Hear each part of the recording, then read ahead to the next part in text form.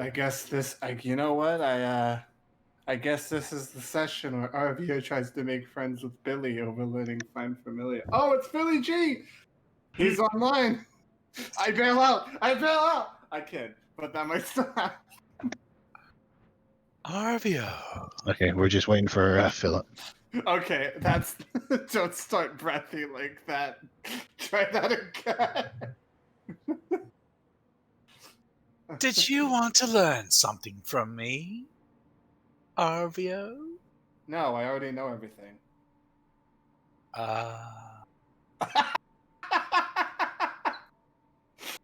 I'm sorry, that would actually be his reaction. But that's probably a conversation that could be had there, but still. Well, you do know that I'm on the run, right? I've got an angry magistrate after me. Yes, you never specified on it, however. Some he didn't like catching me with his daughter. Yeah. I'm not surprised. I wish I was, but I'm not. So here we are, running from this magistrate. Has brought us through the 9 hells, and now Well, the third hell. What? Only one hell. and then now which I didn't even believe they existed until then. Arya just looks down at itself, looks back up at you. It's like, really? I thought Tieflings Go ahead. weren't like. There he I is. thought- There's the Deathbringer. I thought tieflings were just your backstory was just kind of made up superstition in order to scare little children. Praise the sun. Oh my, that was horribly misinformed. Well, really, I should have responded to your claim of diddling the magistrate's daughter with, I see you too also have trouble keeping it in your bed. Although right. you and I have very different situations in that regard. I am back. Welcome back. Welcome back. So, In canon. go ahead and start off with a recap. Anybody want to take reins and tell us what happened? Not it. Somebody else has to do it this time. VO. Well, To be honest, I don't remember. Neither do I. Neither do Well, I. I will messed make- it up. I will make an attempt. Okay. If I remember correctly, we got pursued by things. We killed them. We're out in the middle of this desert. And then these sand scorpion thingies came up and almost dropped Billy. But they didn't drop him, but they almost did. We killed them. They went away. We had an incident where allegedly Billy tried convincing the NPC that was with us into walking away, but I'm serious. The NPC just he just decided he wanted to start walking away. Unfortunately, Lex and Sherbrick, prevented his demise. Fortunately, I mean, they prevented his demise, and we find ourselves in the desert, wandering southwards, attempting to get across the Ivory Sea. That's the basic gist of it. Along the travels, so we basically started from Porden. Right? Oh, right. Yeah. And Arvio is also now going through Constitution training, which is Yeah. hilarious and pathetic. We also met a fellow and his Oh yes, friend. Let's just say that. The That guy's was name way was back. Yeah. no, that was last session. That was last session. Yeah, Yeah. Shelly was his name, and Bob or Bill was his friend's name. Yeah, it was Bill because I kept on Friend. thinking it was Billy. mhm. Friend, because it's in a big quotation marks, because I don't think he existed. It would be worse if he did, Do actually. you remember he put some meat down, Yes, and it at some was point in not. time when you guys weren't looking, the meat disappeared? Yeah. It was me. So yeah, Constitution training for Arvio. Philip helped him out the first time, and then asked Lex to help with the training. Some character development did happen last session. Arvio learned a little bit more about Billy, and I think Lex learned a little bit more about Grim. Sherberick definitely learned more about Billy.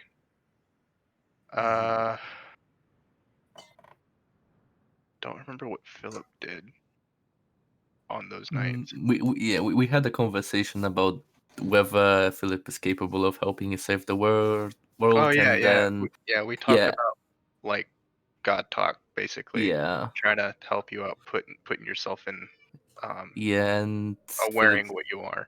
yeah, and then then Philip promised to help Arvio to find his kid, and yeah. Oh, and Arvio wants nothing to do with any of the gods. That is also very important. No, but I remember when I prayed at the end, I did ask for help for you as well. Yeah, you did, you bastard! I damn well better not be having any results from that, or I will come to you first! Oh, you wouldn't know. You wouldn't know I prayed. I wouldn't know, but I would see the fucking results. All right. Picking up from all of that.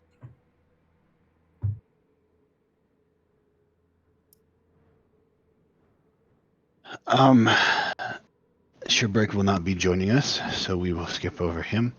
Going to you, Philip. So as you guys took your shifts, you had your conversations while you were sleeping.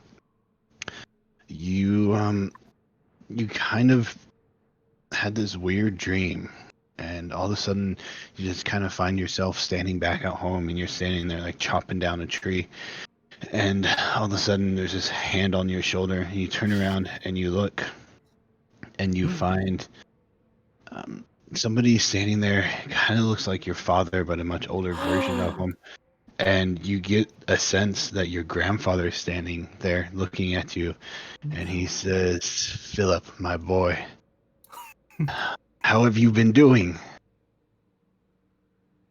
Oh, fuck. I, are you?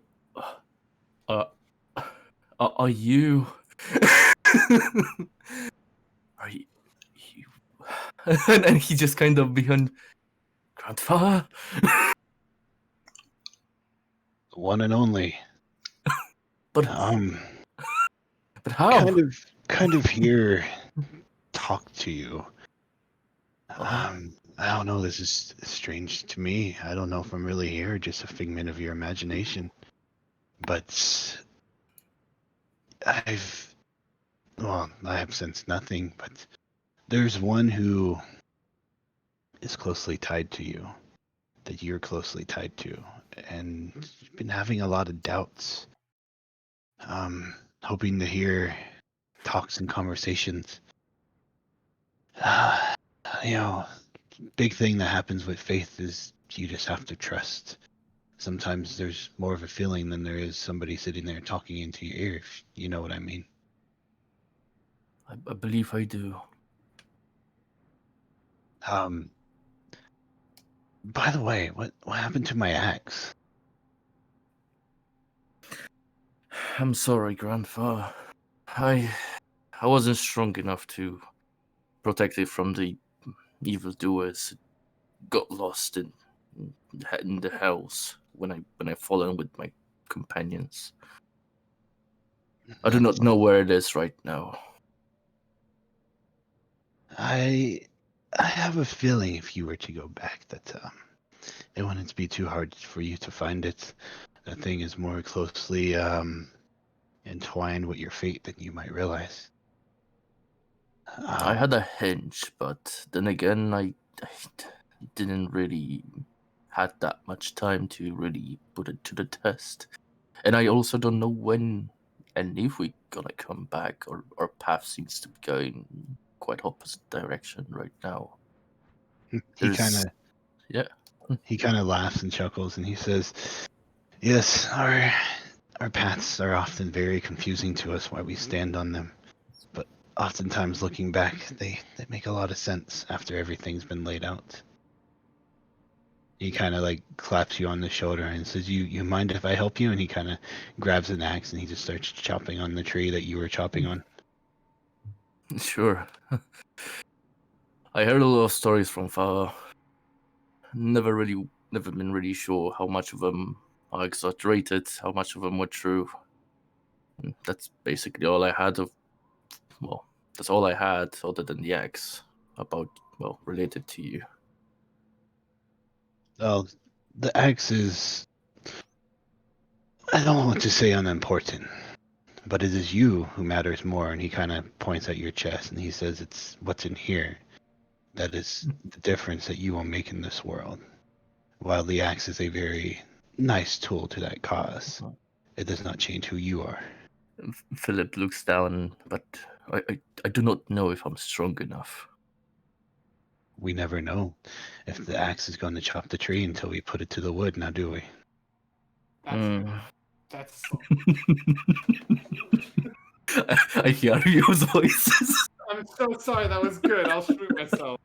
Okay.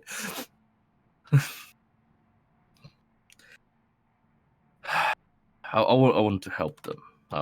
There are things I feel I still need to do, but I feel like they could do better.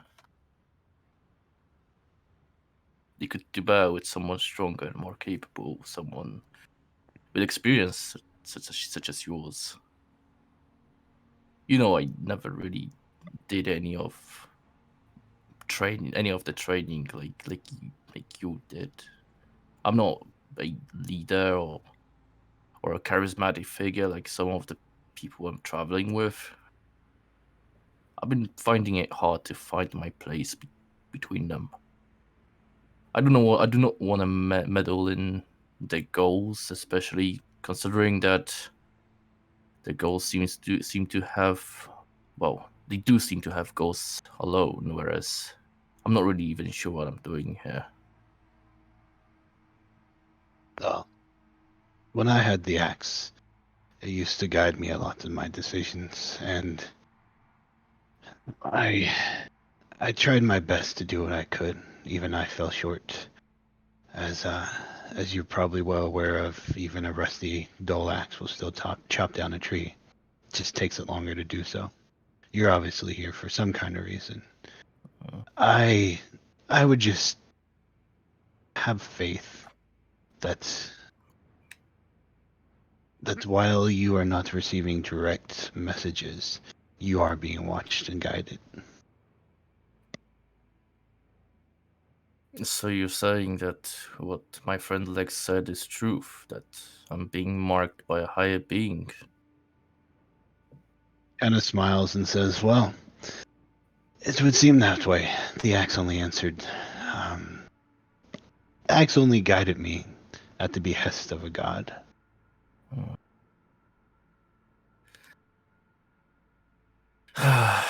Then I feel like I'll just continue on the path I'm on, and hopefully more answers will come my way and not just more questions. He kind of stops chopping and he puts the axe over his shoulder and he says, "Just follow what you think is right. I'm sure you will be filled with more doubt and confusion before this is over. I faced it myself when I was in your very shoes. Mm. But in the end, all we can do is what we believe is right." And he kind of looks around at the woods and he says, "So should we go for a walk, or you want to keep chopping trees?" And he just smiles a big smile. Well, There's plenty of trees. It's not like the forests are running away, is it? We can always find time to chop the trees. He just nods and go ahead. And yeah, as we continue walking, I'll just ask, so if it is possible, can you tell me where was your final resting place? Father never told me. He just smiles and says, "Some things that even a spirit don't know, but I'm sure that you may eventually come to realize it, to know it." I do hope so. I never really been able to give you a proper sender for. Neither did my father. I'm not even really sure he knows it himself. I wish I would have knew you better. He kind of stops and he just like stares you in the eyes, and you kind of get this sense of grandfather love, and he says, I've had my proper send off. If you do find my earthly material remains and put them to rest, it would make me happy, but don't fret too much about me. I'm in a much better place now. Understood. Thank you for the words of encouragement. And with that, he just keeps walking with you, and it's just idle chit chat at this point. And that's kind of where your dreams carry you off to, just walking through the forest with this person that you know at this point is your grandfather, some kind of avatar of him. And it fades to white. Oh boy. And with that, we'll jump over to Billy.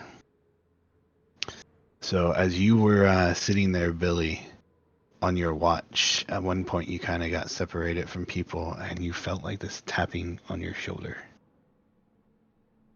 Yes. I look around. You hear this voice. It's me. It is me, Bill. Let's go to those rocks over there. To your left. Make sure no one sees you. You are real. I'm going to look around really hard. Okay. Give me a perception check. Disadvantage. Oh, at disadvantage. Well, there's 11. 11. You kind of look around, and like where the rocks were said to be, you hear like faint lapping, you think. Okay, I am going to try to stealthily sneak over there. Okay, go ahead and give me a stealth check. All right.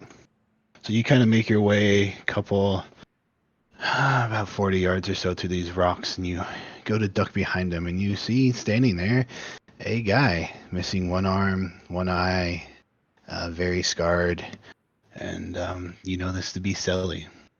And he just smiles at you, and he says, "Well, we finally got him alone, have we?" And then all of a sudden you see appear next to him an imp, and the imp turns and looks at you and says, "What are you doing? Master wants to know." What do you mean, what am I doing? "Why are you going south? Your contract's in the north. All of your contracts."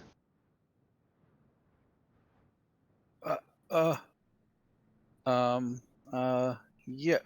Well, we have to go south to go north. That does not make a lot of sense to me. You're an imp. And you are the one who you made a contract with the master.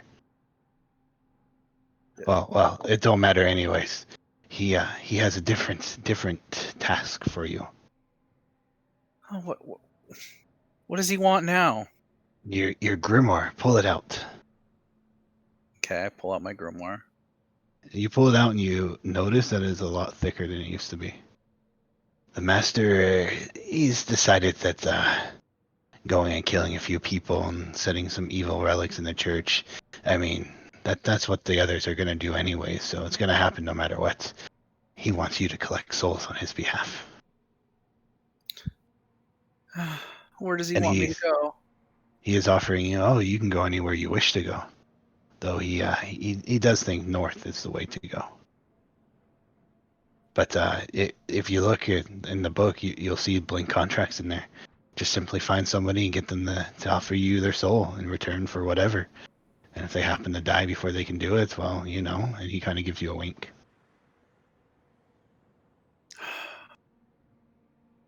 He says you will be rewarded, aside from the powers you have now. Oh, well, will I get my bagpipes back? Sure.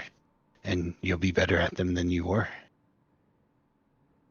And if you look in the very back and you kind of flip through it and you see a page and it has like a detailed information, he says for every soul you get to sign, you will get years added onto your life. The best bagpiper ever who lived forever. Sounds pretty great, don't it? Yeah, actually. That's what I always wanted. All right. Well, that's what Master wants from you now.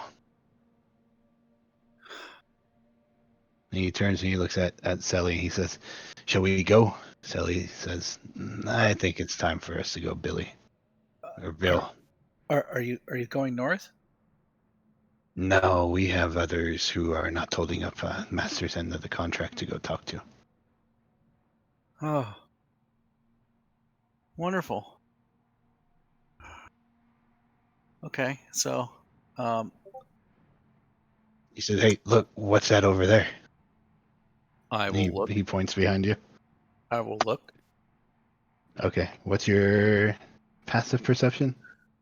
15. 15? Okay, you look and you hear crunching and flapping, and you turn and you look back where they were, and you see nothing there, but you can like see footprints in the sand leading away. Pretty sure they turned themselves invisible. I will look through the book to see if I learned any spell that would teach me invisibility, but I'm gonna guess that I have no new spells. It's just blank contracts. Yes, the blank contracts, and at the very end there seems to be a spreadsheet detailing your life. But mechanically, if you ever perform music, you can roll with advantage now. Wow. All right. So I guess he will head back to the camp stealthily. See, hopefully nobody saw me leave. I'll still use your 23 you got. So you make it back, and you continued on the watch you had that night. Nobody seems any the wiser of it. And with that, you all go through the conversations you had last time, your watches you took your turns on, and eventually you find yourselves waking up in the morning. What do you all wish to do?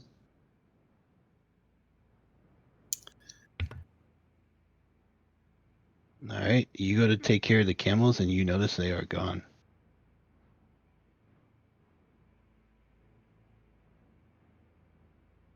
I will look around nervously. All right, actually just looking around, or Flavor looking around? Flavor looking around. right. Around.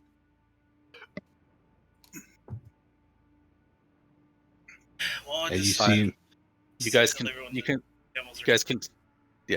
tell that Billy's got something on his nervous about something. Here's the What real did you- question. How What- sorry. But does everybody notice that the camels are gone? well, what are you doing, Grim? I would announce that they were gone after I. Okay. So yeah, you guys, you kind of, you hear Grim like, hey, you guys got the camels like around on the other side or something? You all start looking around, notice the camels are missing. And with that, you guys see in the seat, well, not like directly in the seat, but up front, you see this giant sword just sticking out of the side of a wagon. Huh. I'll look for the tracks if there are any camel tracks or anything coming away or towards the or wagon. Okay, you give me a survival check. All And right, Arvio is going to do a head count. 23. Give me investigation during your head count. Or I guess perception, whatever you're better at. Perception or investigation. Hang on one moment. 23, you do notice a pair of tracks that are heading like kind of southwards, deeper into the desert. They are camel tracks. I Okay. point them out to It's- others. Is Lex around? You're looking no, around. Sorry, investigation. Wrong one. That. 27. Okay. You do a head count and you notice you're short 2 people, and as you're kind of like, okay, who's missing? Billy, you notice that Lex he's not there.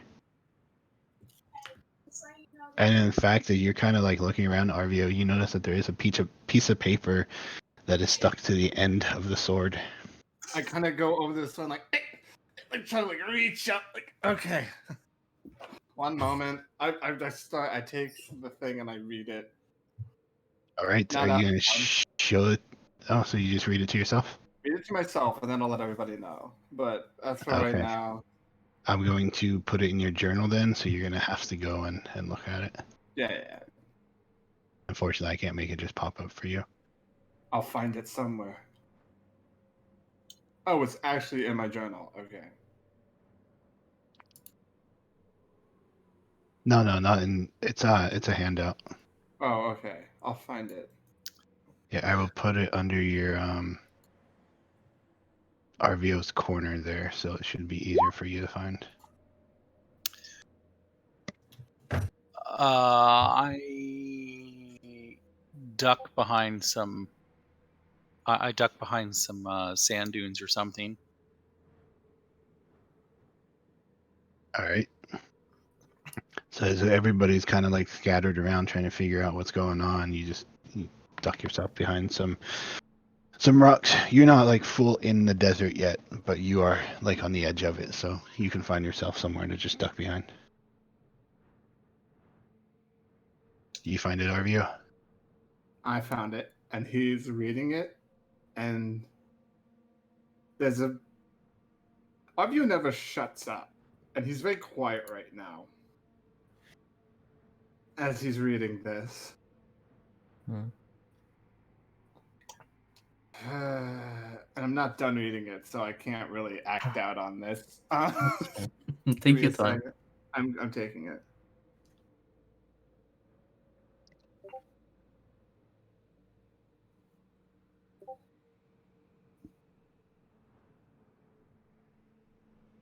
Yeah, so what are the rest of you doing?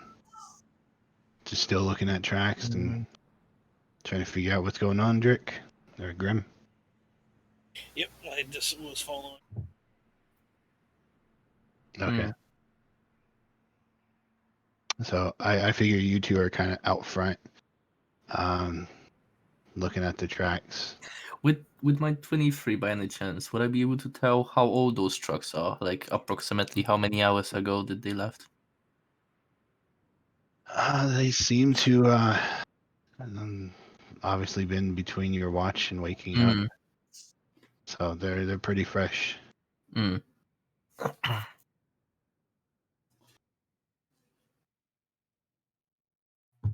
I'd say with the 23 though, you notice they kind of head out a little bit at a walking pace, and then they seem to pick up speed.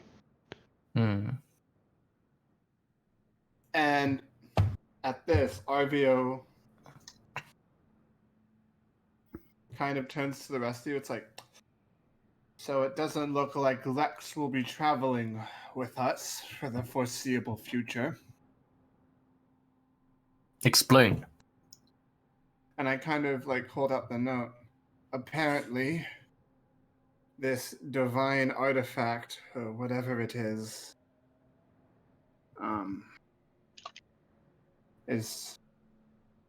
I don't know, man. Can I see it? I can't see it. He just looks frustrated, like at this. just kind of angry and frustrated. Here, They go. had to take both camels. And that's one of the things that angers me. Yes.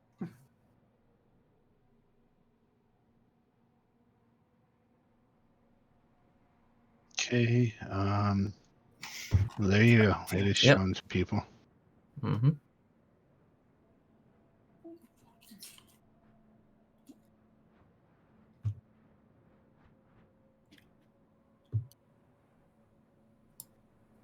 I'll leave. I'll have a quickly read through and pass it to Grim as well.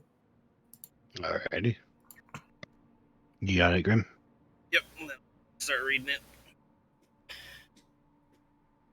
Then, and no one else wants it, I'll tuck it away. Avio's gonna kind of say, "Can I hold on to that, please?" Sure. Thank you.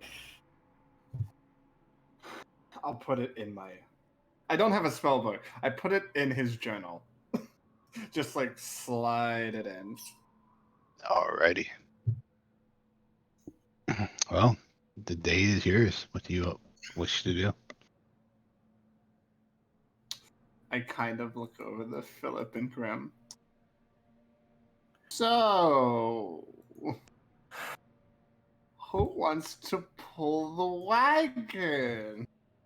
I think that's out of the option. That's out of the questions now, Harvey. Oh, But if we start walking behind them, if we start following the tracks now, I believe we should be able to catch them before they take a break. If we move right now, likely. we will have to walk through the day and night, but there's a good chance we still can catch them. If you do want to follow them.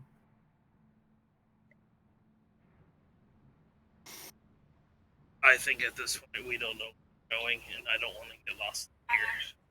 Well, I mean, let me check. And I look up and I check the stars again and I check the mountains. To Sure. try to- You can give me a survival check. The mountains are growing further and further apart, but trying to see what you can and looking up, you don't really, not getting a strong bearing. You know generally which way they were going. Of course, then again, you have the tracks too, so. Damn it. Well, you know what? The tracks are our best bet, and the closer we get to these mountains, the better we're going to be able to navigate. Let's follow. I'll lead the way following the tracks at the front. Alright, you guys know that you're kind of like somewhere in that area. So, you all setting off? We will probably take like all the necessities from the wagon, like because our wagon had like the lights on the sides as well, right? Yeah, you had some lanterns and some supplies in it. Yeah, I would suggest to take them with us along the way. All right. Yeah, sure, Rick. We can just. Oh yeah, So, it's no problem. Yeah, so we'll take just all the necessities and leave the wagon behind and just keep following the tracks. Yeah. So you guys kind of gather your stuff up and you're getting ready to head out, and as you start walking, you kind of realize that it's just the four of you. Billy is now also missing. Oh, for fuck's sake! I'll point to Arvio. Leave him. If you do not want to go with us, he can stay in the middle of the desert. There is no time to look for him. There are more important things at hand. Let's go. I think they're. Why are you the rational one now? I'm uncomfortable. We'll speak about this later. Hurry up. Fine, fine. Shithead. Shush, Philip's getting a second wind here.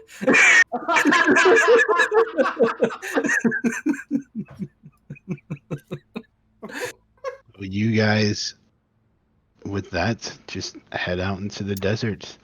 As you start walking, following the camel tracks, which are very easy to follow, you notice that thing you guys saw in the sky, it kind of seems like it starts dropping down towards the ground.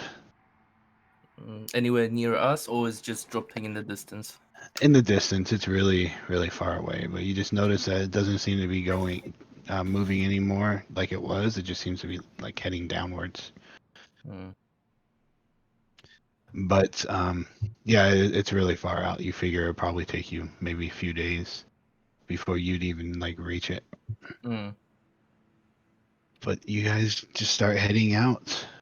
You travel the first leg of your journey, and it is definitely more labor intensive, as you guys are now having to walk over this harsh land, and you can see the surrounding landscape lightly basked in the glow of the moon, and you can tell that it is starting to get more barren, like the giant piles of rocks and the formations that the wind seems to have carved out of stuff like you were in Utah.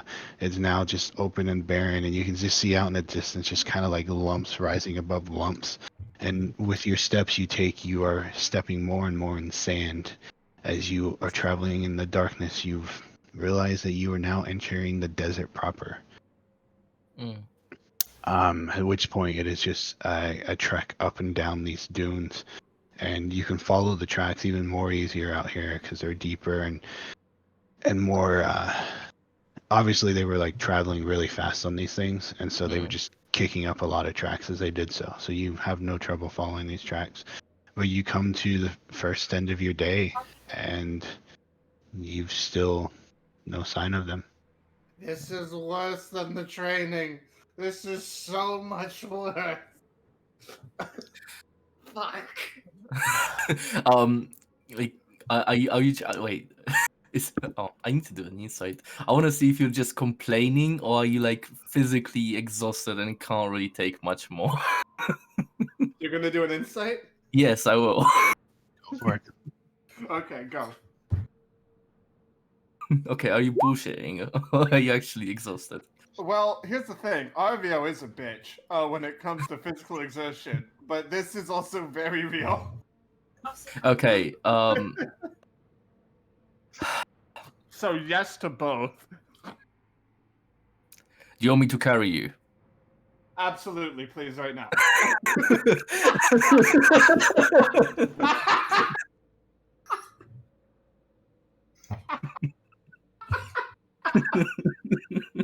And then he just puts his arm out like, I want up. What rule would that be, Soltic, to get him over my shoulders? If he's offering himself, you're strong enough, you can just pick him up and Okay, throw him over like a bag of potatoes. Yep, that's exactly what I'm gonna do. Yes, this is. All right. This Yep. is So great. as the sun starts to rise, you guys should continue marching out in the sands. I mean, I'm willing to carry on because Philip doesn't know what weather conditions can appear on desert, but considering how freshly and easy to track the markings are, he wouldn't risk potentially, suddenly losing them in the middle of the desert. Like, for him, following them is the only way not to only get lost, but also to actually find them. Because once the tracks are gone, there is really no way of finding Lex and the NPC. Can't remember. Mushin. All right. Mushan, thank you. All right. Yeah. So you guys, you down for that, Billy? Or Grim? Not really. But I'm just keeping my mouth shut. Mm. Okay. So you guys, as the sun starts to come up, and starts to bake into you and pushing without sleep. Go ahead and give me a Constitution saving throws, everybody.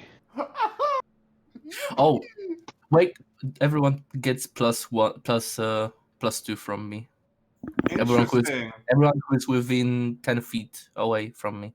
Oh, I got a +2 from you? I roll a 19 plus I would be 2. further away from you, so I wouldn't get it. Okay, I rolled a 21 in total, using up one of my points. I got 7, and I think it applies to me as well. 17. I'll double check. You guys roll high enough that you manage to shrug off the exhaustion that would come from the lack of sleep and the fact that you are cooking under the sun. The determination is in you right now, and you guys just keep trudging, but it is miserable at this point.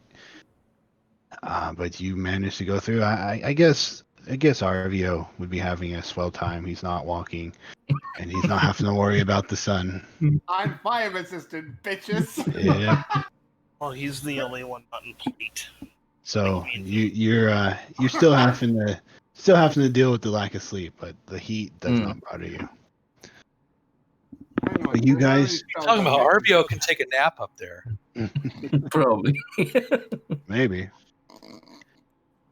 But you guys continue onwards up and down these dunes in Sherbreck. He at one point is kind of like, man, this isn't fun anymore, guys. But other than that, doesn't really say anything. As you come to the end of a day, as the sun is starting to go down, first time in a while for you guys. During the travel, have we seen anything that could resemble them actually like camping or taking a stop or something? As you travel, go ahead, give me a. I will say you're trying to follow the tracks. Yep. Okay, so I can have you make a straight up roll to follow the tracks, or if you want to do both, look out for a camp and follow the tracks, you can make them at disadvantage, or let somebody else like look for the camp. I'll let Arya look for the camp while I'm following the tracks. Okay, so go ahead. I have a height advantage. Yeah, exactly. Oh, you can give it to me then with advantage. Awesome. So survival from you, Philip, and perception from you, Arvio. I rolled a 20. All right. You're kind of looking around, and you can't really pick off anything. It's just, at this point, there's just like every once in a while, there's a tuft of a plant or something sticking out of the sand, but you do not see anything that resembles any kind of life out here. Philip, as you're following these tracks, you notice the sands blowing around are starting to obscure them. You still can find them and follow them up to this point, but you're also starting to worry about it. Yeah, that's You the main notice, method, yeah. you notice the tracks sometimes slow down to a walking pace and then pick back up to a running pace again.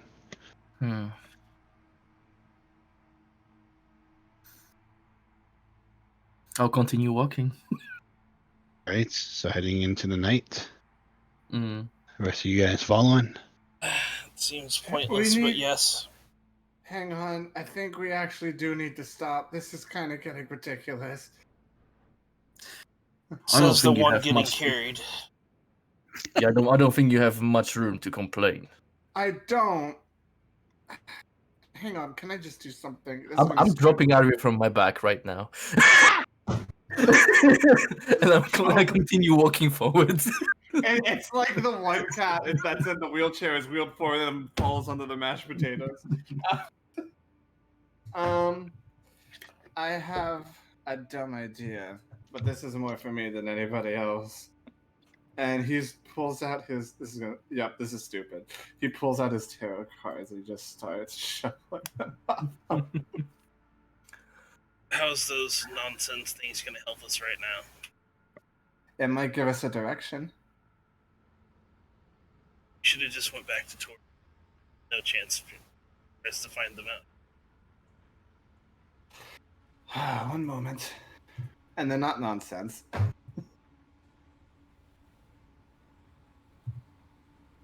Okay. He's like shuffles them up and draws like 3. All right.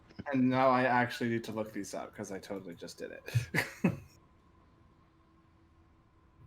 And he's like, okay. All right.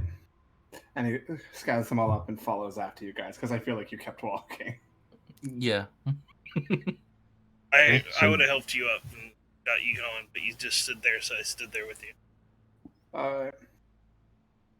So you guys then, as you continue pushing on, go ahead and give me another Constitution saving throw.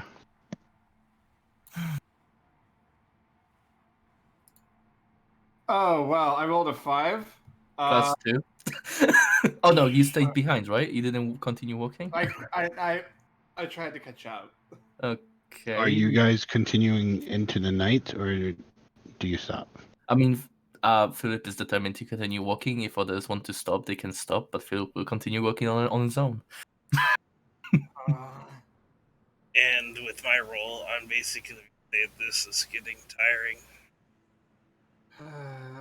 Well, if you guys continue following, you will take a point of exhaustion. Okay. So we will be. All right. So you guys continue once more up and down these dunes. At least at this point, it is nice and chilly out. The sun is not beating down on you. The lack of sleep is starting to get to you, but you're just pressing ever and ever deeper into this desert. You go ahead, give me your survival checks and perception checks. No.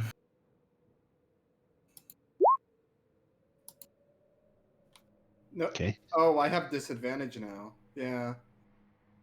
Yes, you do. That doesn't fucking matter. I see. God. All right, so Philip, you're following these tracks, and you think you came to an area where the wind isn't blowing too much. These tracks, you're starting to get the sense that they've probably been here for a while, because the wind isn't blowing that much, but they still seem like they're slowly starting to get covered. And again, you've seen the same pattern of like they slow down to a walk, and they seem very weird when they're walking, and then they pick up to running again. And it's just like this repeating trend.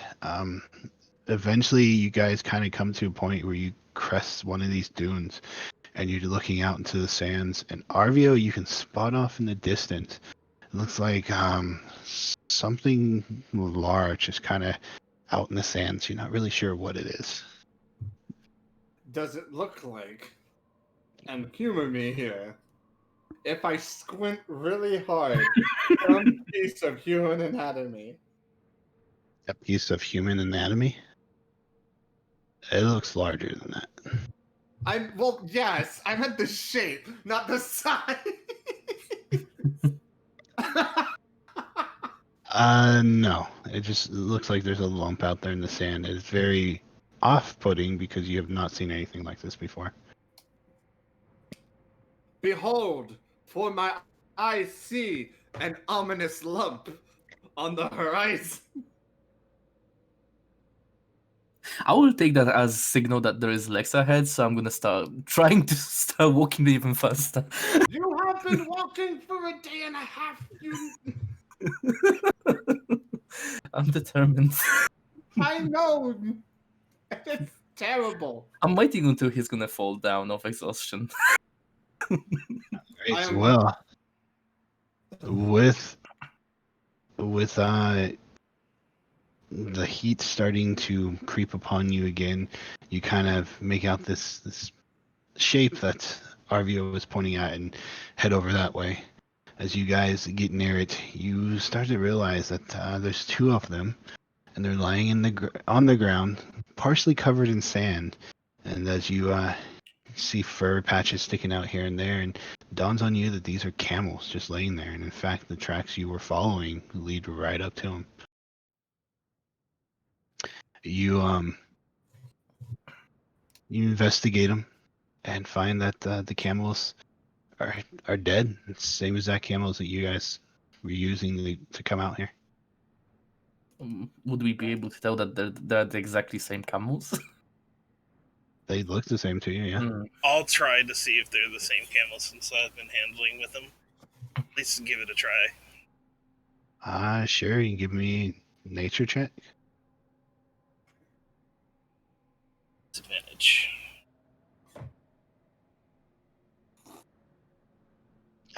They look the same to you. I can't tell the difference. They look the same to me. I just kind of fall face first in the sand. Do I see any other tracks going from the corpses of camels? Like any footsteps at all? Anything? Yeah, you see two pairs of footprints that lead from the camel and kind of heading in the same direction you guys were like going before when you were with Lex and his rod. You notice though that there's two sets of footprints for a little bit up the hill, and all of a sudden it turns into one set of footprints that seem to be deeper in the sand.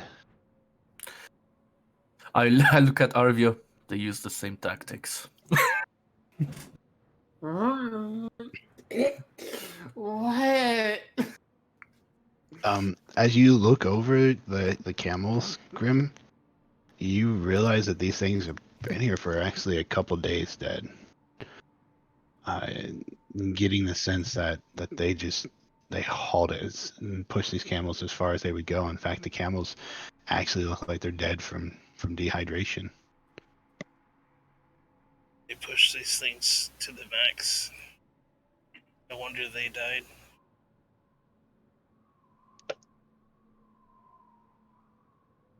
But you do indeed. You see the footprints head up to the top of a dune. I think this is a bad idea. Can we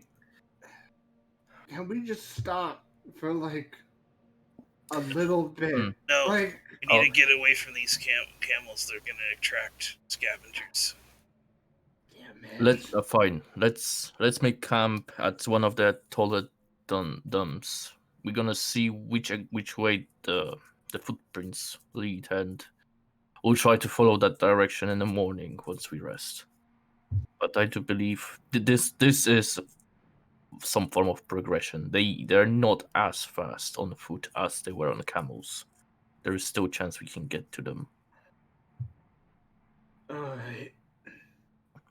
So yeah, we'll just probably look for like the highest point we can see and rest on it and kind of look in the distance to see if we see anything, or basically just trying to establish the direction of footprints. Okay. You give me another survival check then.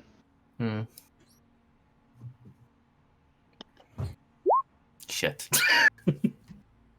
Alright, so you march your way up to the top of a dune, and you're kind of looking around, and the wind's blowing pretty good right now, and you think you can see the tracks heading off in a certain direction, but without following them, you lose sight of them, and you don't know that if they've like been covered, or if you just need to like go up there and get a closer look.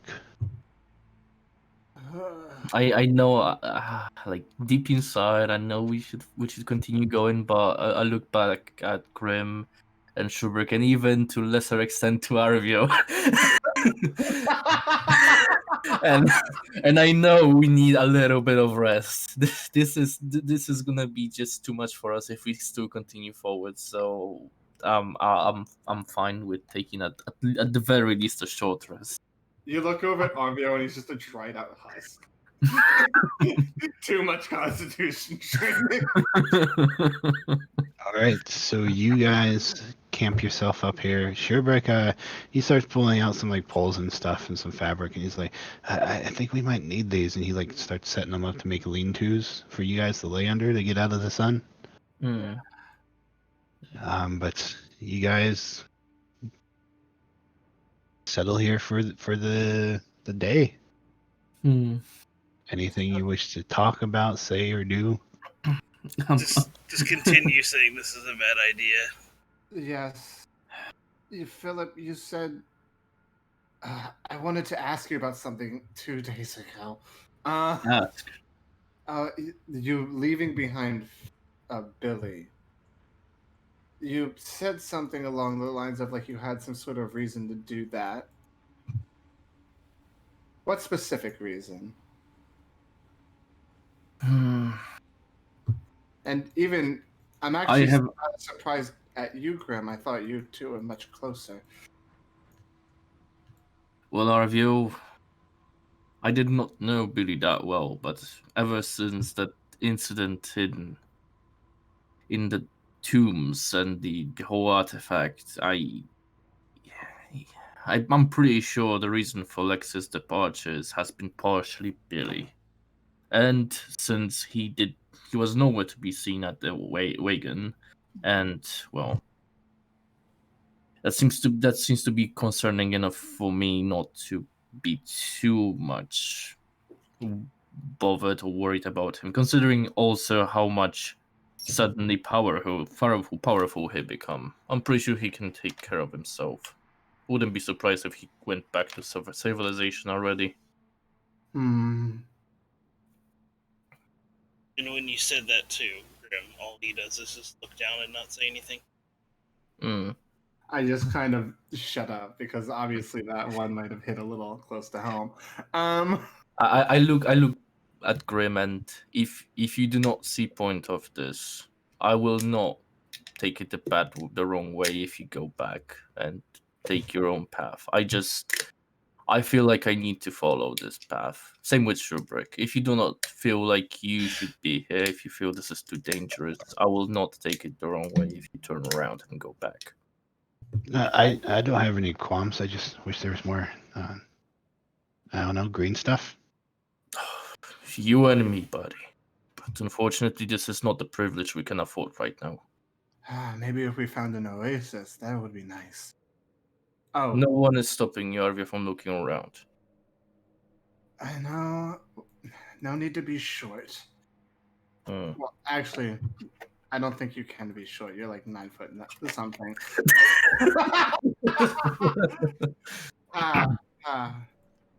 Also, I know you all think it's bunk, but the reading I got earlier. You know how I showed you how I do my readings before, right, Philip? Past, present, future. Yes. What did you see this time? Well, the past card was the Nine of Swords, which represent anxiety, nightmares, worry, fear, and depression. Considering the current circumstance in which we're at, that could quite possibly reference our time in the Hells. The present is the Five of Wands, which is conflict, disagreements, competition, tension, and diversity, which, well, let's be honest, we're getting quite a bit of that right now. And in our future, the Eight of Wands, which is a little bit more vague with movement, fast paced change, action, and alignment. So, hopefully, in our very near future, quite possibly there will be some event where we can all kind of come together and figure out what we're really going to be doing next and align as a group once more. Oh, that's the wrong one. Oh no, showing, I us, messed. That's showing us the same card 3 times. Like, okay, okay. Was there a question? I just want to know, did you roll for that by any chance? No, I literally did that. Oh, okay. I literally pulled them. So yes, he rolled them. In a way. In a roundabout way, yeah. He randomly did things. Was that But it? anyways, your conversations. Yeah, Shubrick answered. What does Grim have to say? Lex has his own cost, and apparently Billy does too. Us trying to chase, I see no point into it. They have their own thing, and we do too. And I'm not going to leave until we get our taken care of.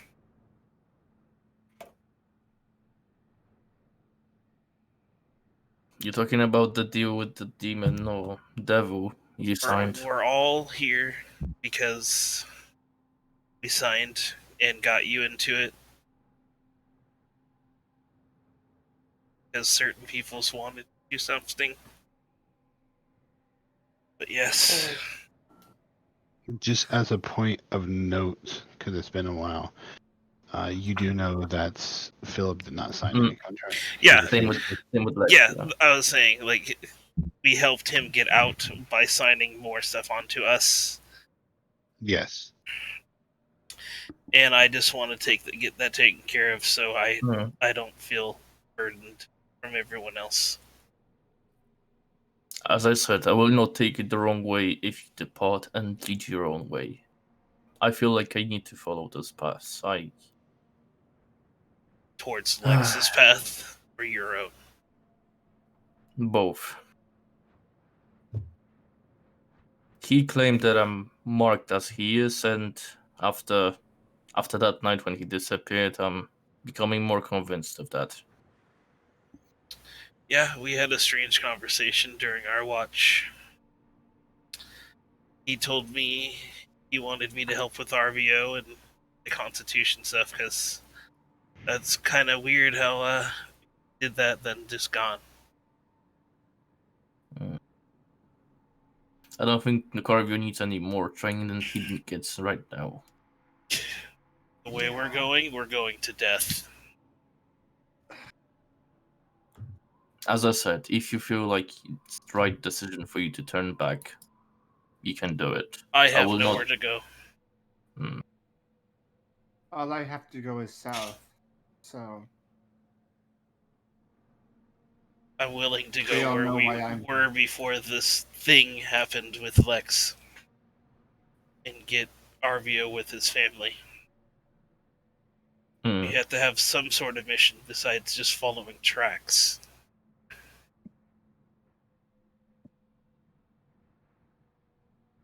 Since we're sitting here, we're still wasting time, but I'm only human. I can't last that long out here in the desert with this heavy half plate dying. Then I just get up or walk away and don't say anything else. I have an idea. Philip won't add anything else either. Just kinda. RVO is going to start doing a ritual. Alrighty. Well, while you're doing that, Sherbreck, Hey, the everyone. party traveled 100 miles out into the desert, following the tracks of the camels that seemingly Lex and Mushin took off on. Also, you guys kind of started setting out, realized Billy was not with you, and kind of said, whatever, and went without him. There is a note to Sherbert. I don't know if you can see it or not in RVO's corner. Yes. Yep.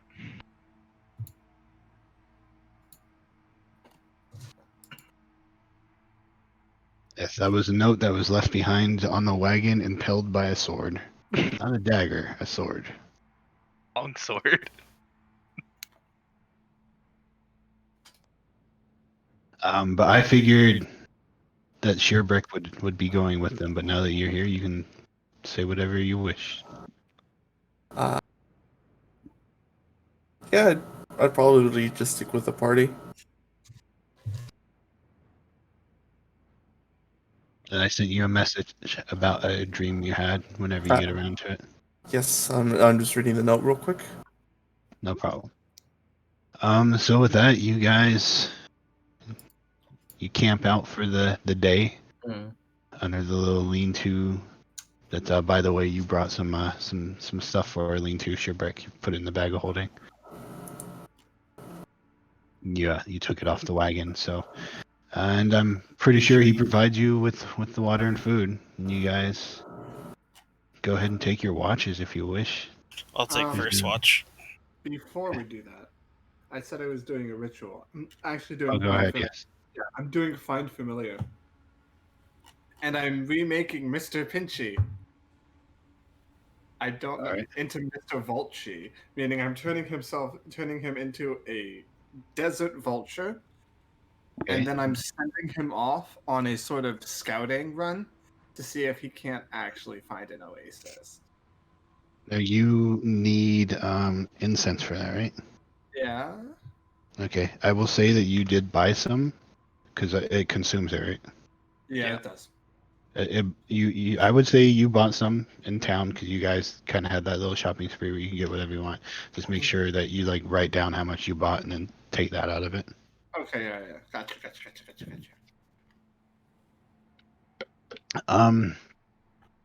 Yeah, 10 minutes pass. They kind of having the conversation, and Grimm's walked away, but you've been focused on what you're doing, and eventually you have your vulture there.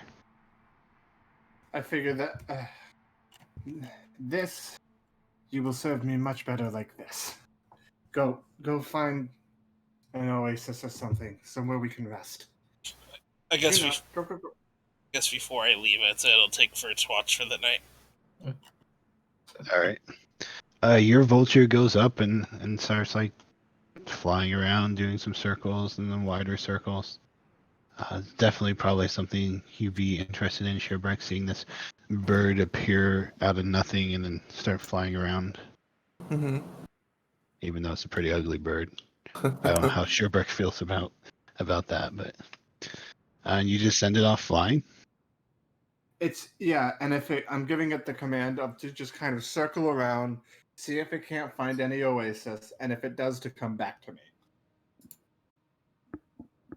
All right, it takes off. So with that, first watch is going to be Billy, No. or not Grim. Billy. Sorry, Grim. I keep getting you two mixed up. We Our are f- totally different people. Our fates are intertwined, Billy. Who takes second watch? I'll take it. Okay. He's always going to Third confuse watch. you and me, James. I I know. do this thing. And fourth watch, you gonna take a Sherbreck or? Sure. I'm the last one, no? Yeah, you're the last one. I mean, you don't have to take it. You guys can just have 3 people if It's you fine. want. I'll take 4. Okay. Go ahead and give me your perception.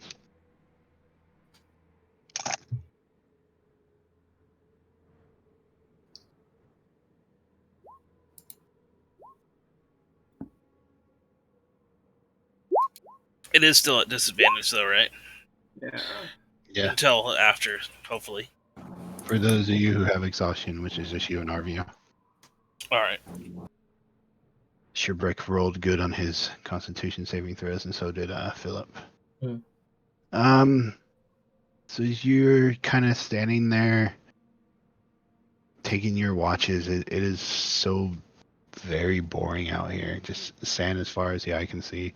The mountains getting further and further away. At this point, they're kind of just like the peaks of them are cresting the horizon. Pretty sure you keep traveling this way, you won't even be able to see the mountains after a while. And that's only because you're on the highest peak or sand dune that you can find. But nothing of importance happens. You guys kind of go through your watches, taking turns, and eventually it is morning again, or evening as the sun is going down. Let's go ahead and take a little bio break. All 5 right. minutes.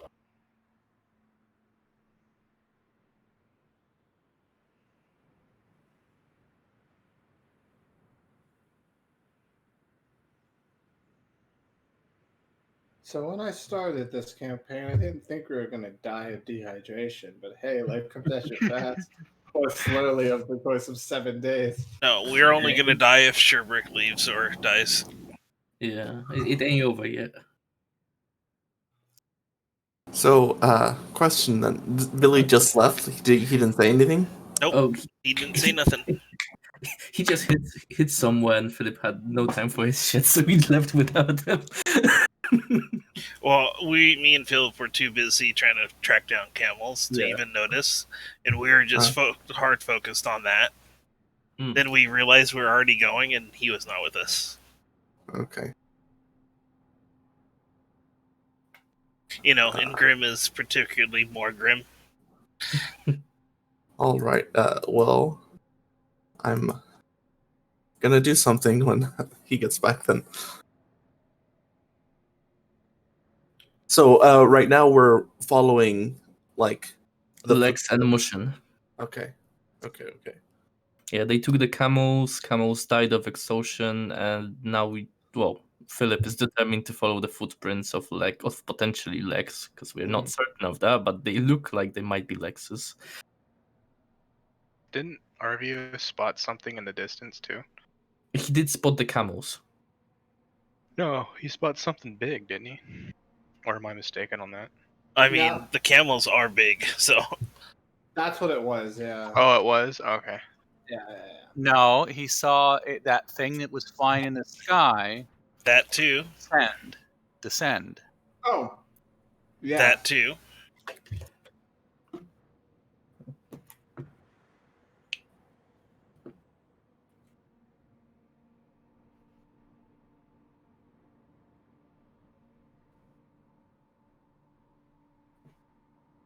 I am back. Welcome back. Once everyone's back, can I retcon something? Now that I'm caught up on where we're at. Sure. Actually, no, never mind. It would have to be this morning. I didn't have it prepared.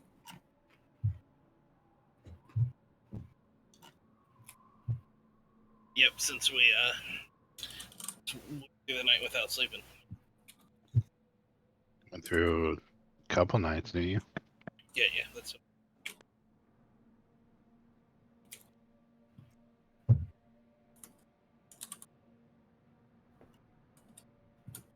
You guys basically walked nonstop through the hot desert for 100 miles.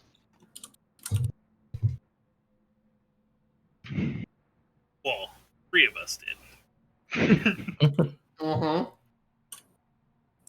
I'm weak. Yeah, somebody got carried for half of that. I believe we are all here. Yes. Yeah, we're all here. Yep. Okay. So you guys all come to as the sun's starting to set. First thing I'll do is I'm going to cast Sending.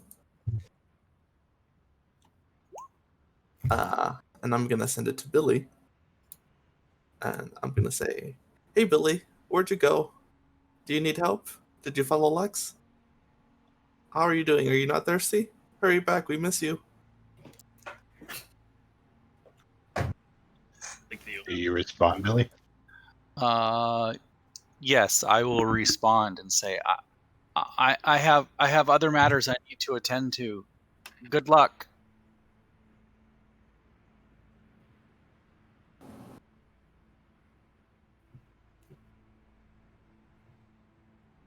I'll keep it to myself then. I won't tell Okay. the party. Is that all you do? Yep. Okay.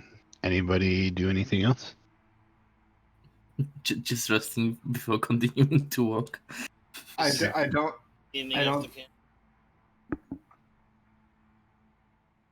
Well, you guys have woken up. You've ate your share of very bland food provided by your I forget what they called him in WoW. Your food mage who just keeps summoning you all this food. A refreshment table.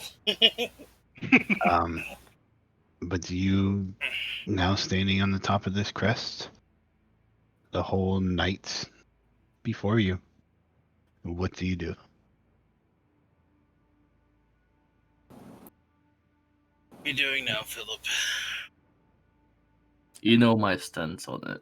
You can agree or disagree and move somewhere else, but I'll still try to continue to catch up to Lex. Whether it is with someone or alone, it is the path I've chosen. I look around for Mr. Volchi, I guess is his name, now that he's no longer Vinci. Guessing he didn't come back. Nope, you do not see it at all. So I read up on that. So it has to be 100 feet of you to communicate with you. This is true. I'm aware. Um, Yeah. as far as I can tell, it does not know where you are, and it can go as far as it wants, correct? Yeah. Oh well. But I can desummon it and resummon it, so that's fine. That is true. I'm just trying to figure out the spell. So, yeah, and you look around, you do not see any vulture flying around. Okay, so I just kind of wave my hand to desummon it wherever it is, and then I summon him on my arm. All right, and summon right back. Okay. Did you find an oasis? It shakes its ugly head side to side, as in a no. Did you find anything interesting? Shelter? Anything? It nods its head up and down, as in a yes. Did you see anybody alive? Nods its head up and down, as in a yes. How about you show us the way? Wait a minute. Third question, very important. Were the alive people in the shelter? It kind of sits there and turns its head to the side, and doesn't seem like it's sure how to answer that question.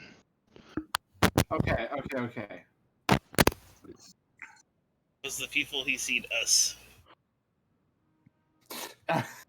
Did you see Lex or did you just see us? One nod to the first one, 2 nods to the second statement. It again turns its head to the side and kind of confused, and when you say, is it us? It shakes its head no. Are they close? Within a day or two's walk? It kind of like stretches out its wings and looks at him from side to side and looks back at you. You get the sense that it's not sure how far they are. That's. To be fair, we're getting some pretty good info out of this vulture. Professor bad at this. At it again. At least this one comes back. That's fair. Damn it. Okay. But then it turns and it's like eager to lead the way. All right, buddy. Take us to him. All right. And I just kind of let him go. With a giant dropping on the ground in front of you, using its whole body to lift off, it eventually flies up into the air. Kind of does a couple circles and then starts flying almost in the same direction the tracks were, but little veering off a little bit. Wow, finally, I can feel like I'm helping again. Alianzi? It seems to perfectly understand you. I don't know if it can like actually talk back or not, though. I don't think it can. It's charades. It can do charades. But from what I read, it understands you perfectly well. So. Yeah. Yeah, it just can't speak. All right, so you guys follow. Philip does. That depends on what the others want to do. So we're following the thing. Bird. It's not a bird. It's a fae. Whatever it is. I guess it's standing here. It's a direction. Ah, you know what it is. It's the 8 of Wands. And I keep walking. You guys start walking in the direction that it was leading you towards. What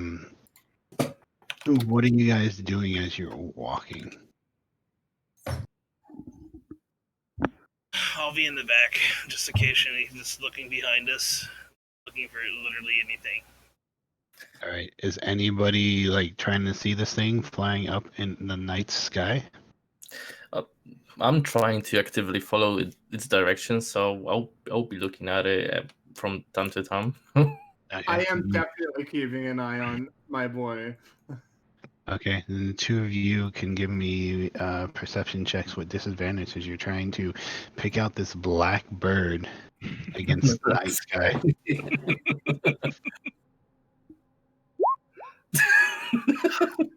I fucking hate my life.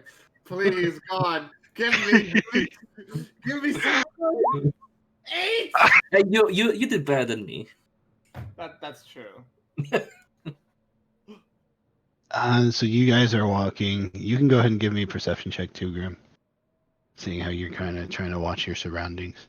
But you guys are you're walking. You think in the same direction, Is mine just normal? and you think just as normal. You think you're following it, but you're not like fully confident if you're just like seeing a spot in the night sky that you think is it or not. These Okay, rolls are accurate to Grim right now. Grim, it is completely safe. Nothing's around you. Or I'm just paranoid and I think there's tons of stuff around me. But we continue. I'm going to despawn it and then respawn him in my hands. It's like, okay, buddy, it's nighttime. We're gonna need you to fly a little bit lower so that we can see you, okay? I'm gonna say I have an idea, and I'm gonna tie my sling over him and cast light on it. Ah, novel. Okay, And buddy, then- let's try. Send him out. All right, buddy, let's try this again. I hold him up so that he can. Yes, let's give everyone our position. They're probably dehydrated and stupid. I throw the vulture. As you hold him out, he just takes off, and he seems to be flying lower now. But it is easier to see him as he has this light attached to him. So you guys follow him for a good while. You actually follow him throughout the whole night, and it's starting to turn day, and you notice that he's kind of circling, and you come up on the crest of this sand dune, and you see it up there circling in the sky. And as you kind of look in the area where it's circling, you see what looks like giant something tall just sticking upright, and you see quite a few of these.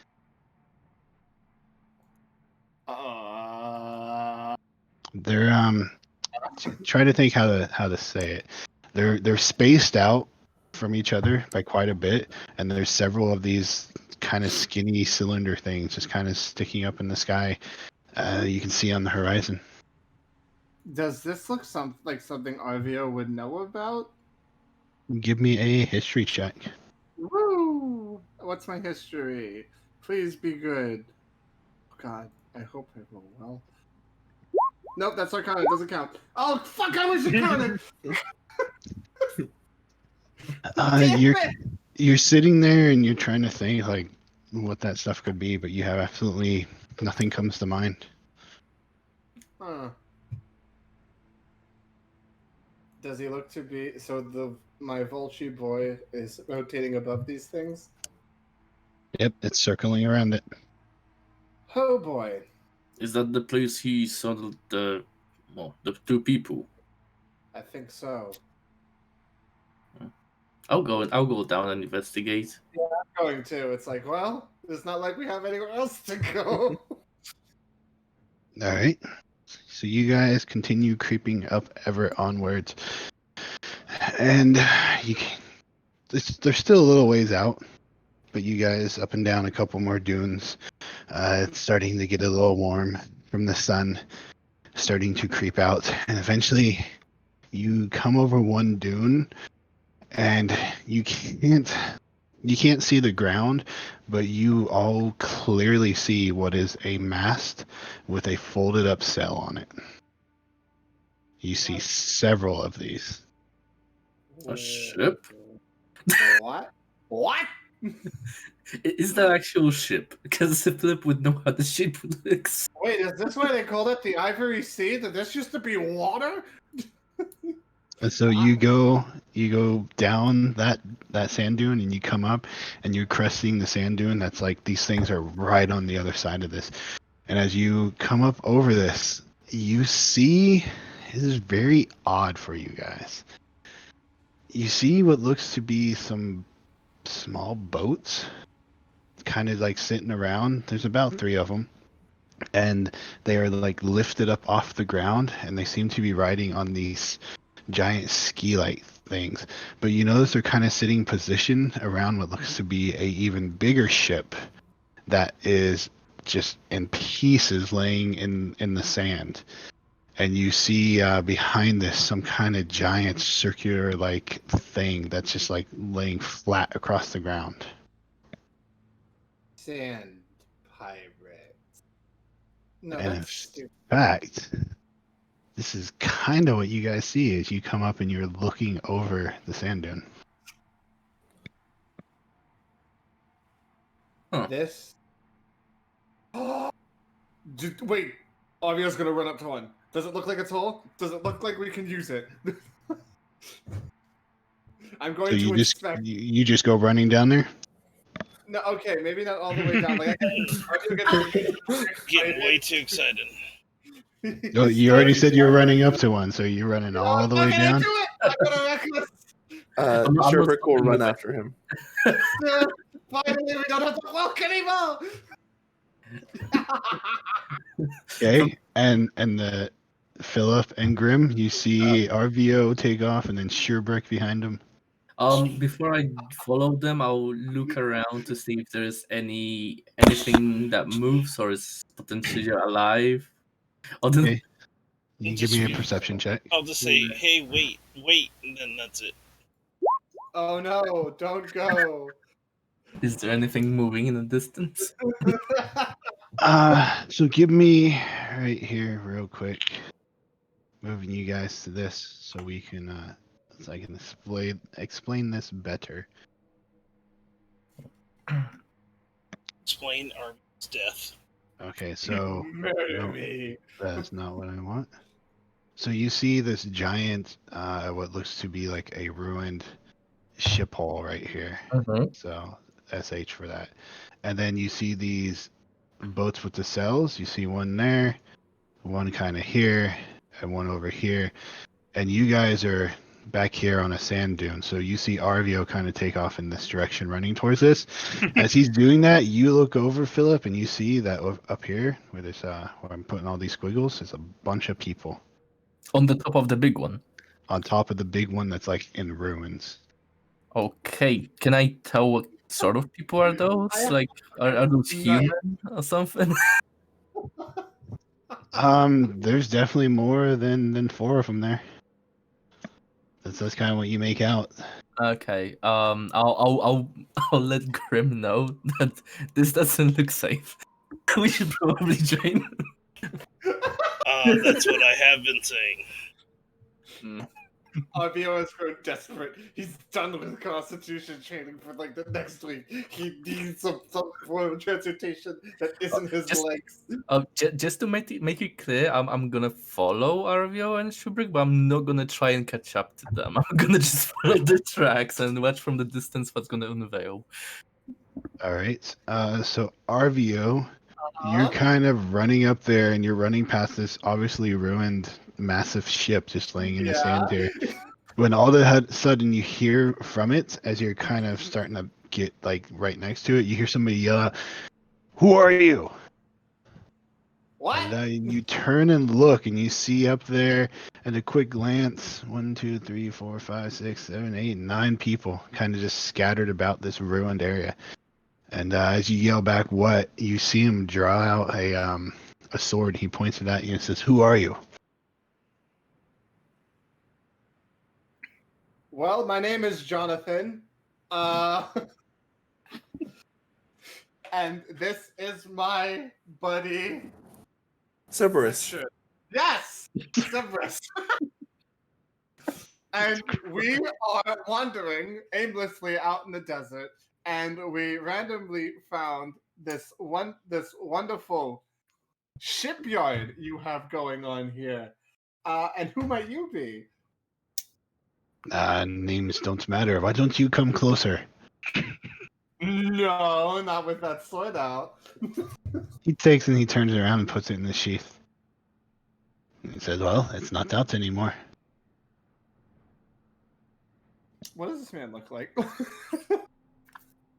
He's wearing he's wearing what looks to be like desert garb, kind of Arabic. what you've seen in Torrid, kind of what Mushin was wearing as well. You do notice that there seems to be a female who does not like match what they're wearing, kind of like is looking at you and shaking their head no. I might have an idea of what's going on here. It's like, no, thank you, sir. I do believe that we will be on our way, as I do believe we have infringed upon your little pal. Wow, here, Severus, let's He go. pulls out his sword and he says, "You ain't gonna be going nowhere." And you notice as he says this, everybody else pulls out weapons. Wow, I've met another person that's a real big fan of whipping it out, but he didn't end up so well.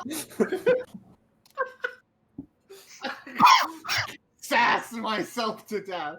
He Also, says you are they- can. He says you can either come over here, or these crossbow bolts can come to you. Choice is yours. And you notice that about 5 of them all have these crossbows that they're just pointing at you right now. Okay. Um. I put my hands. Okay. I'm- Quick question: can I try and like attempt to sneak in to the ship while they didn't notice me or potentially Grim? Sure, you can give me a stealth check at disadvantage. Okay. Oh, Jesus Christ. All right. So you kind of start walking up. I guess from like the left side. They're on the right. You trying to come from the left? Basically, I assume they're standing from the right side of the ship, so I'm at the back of it and trying to go to the left side of it, kind of the opposite of where they're standing. I'd be doing the same Okay. thing actually. As you're doing that, you see one of them kind of turns and looks at you, and he says, "There's more of them," and he points his sword in your direction. As he does, I rush towards the ship so they can't have a clear shot at me. Well, All right, hold on. the ship's pretty buried in the ground, so like you guys are all level with the top deck of it right now. Oh, is it like? Oh, okay. So I thought it's way higher than it is. Okay. Yeah, same. No, this looks like there's just wood scattered everywhere. This looks like it just like blew up or something. Grim, did you want Okay. it to do something too? Yeah, I'd be behind Philip. Okay. Okay, so they didn't Well- notice me from my masterful stuff. Um, With Can I that, Okay. we'll go ahead and we'll move over here and we'll get your initiative all going. all right. We're so good at. I'm so good at this, guys. It's insane. Oh, I just realized you don't have your typical meat shields on your side, are you? You got shipwreck. That's more than enough. Trevor can do anything. I don't. He's small, but he's like a Swiss Army knife. He can pull anything out. I have no idea the capabilities of this man. Oh no. Oh, yeah. Well, I got rid of Spirit Guardians for sending. Spirit Guardians for sending, so we'll see how this goes.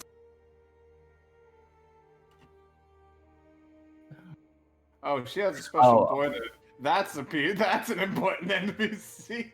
I forgot. I think I didn't add. It didn't add my token. I don't think I highlighted it.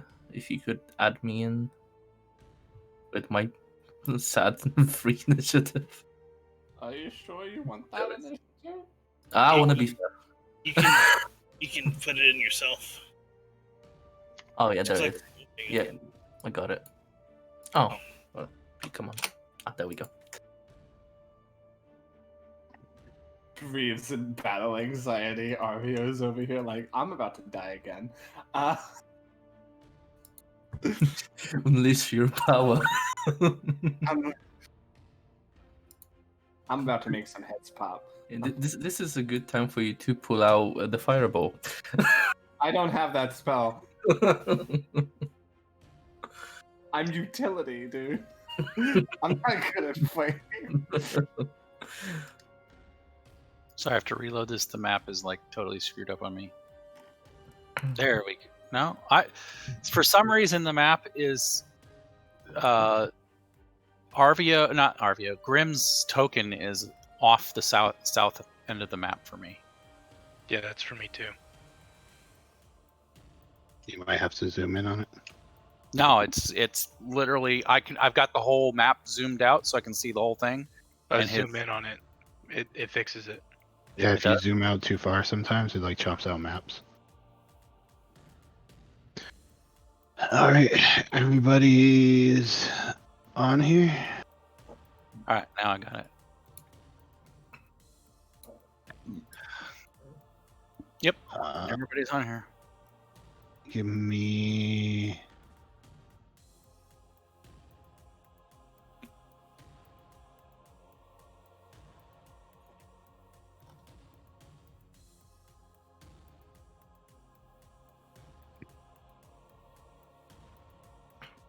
Come on, Arvio, you can do it. No, Shubrick, you can do it. Sherbik is like, I have the power of God and anime on my side. I'm the pretty lady in anime, I should say.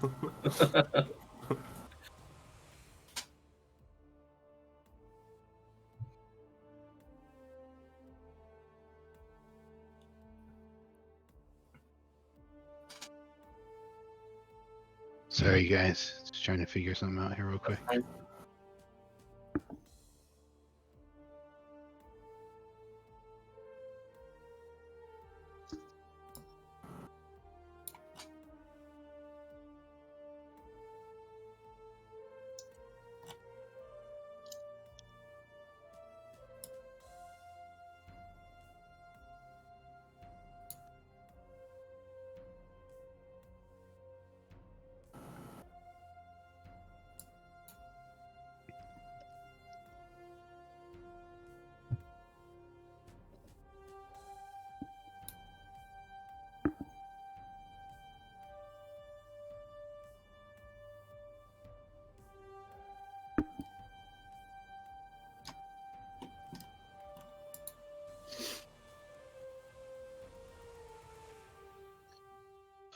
Okay. So he kind of the one guy over here is the guy that looked at Philip and said, "Hey, there's some over there coming up this way. This is the guy that was talking to you, Arvio, and insistent you lay down your arms and he will let you go, or not let you go, but come over and join him." And Sherbreak, it is your turn, as they are all standing ready, seemingly to attack.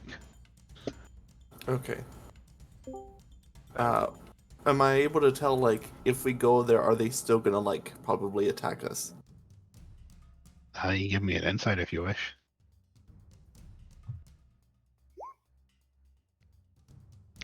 You still see this lady standing here, shaking her head no, and seems to have a sense of like panic on her face. Like, don't come over here. Okay. I'm going to get up in front of Arvio. And then I am going to actually take one more step forward. I'm going to cast Spiritual Weapon, my little bird water feeder thingy right here, and attack this one. I'm assuming that that's the leader? He was the one that was talking to Arvio, seems to be in charge. Okay, so I'll take a hit with my Spiritual Weapon. Alright, I'm just finding what map I have it hidden on. Probably buried pretty deep.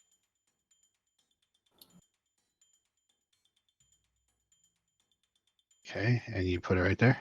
Yep. 22 will hit. Alright. For 6 force.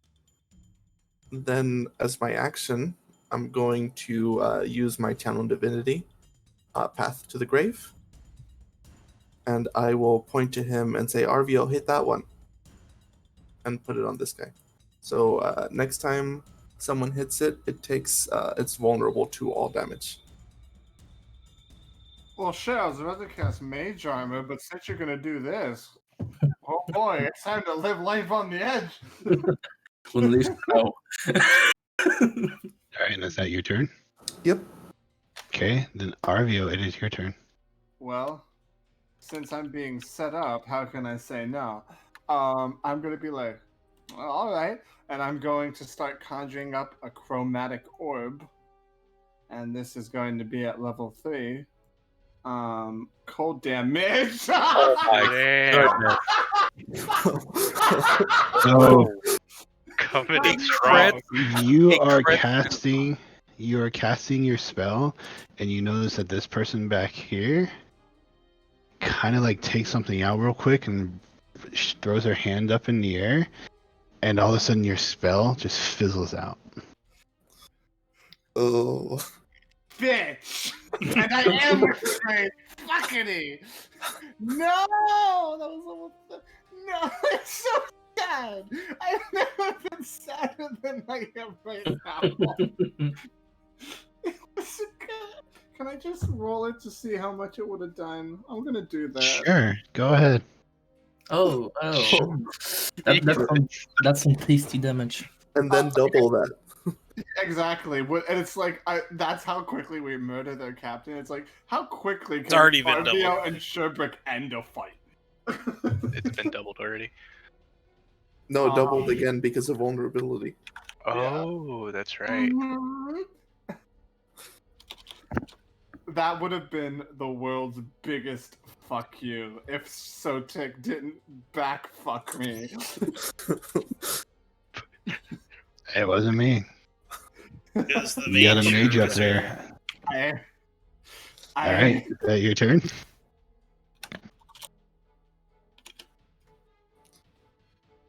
I'll take that as a yes. Yeah. All right. She shouts, that's one. They're casting spells. You're gonna take a step right here.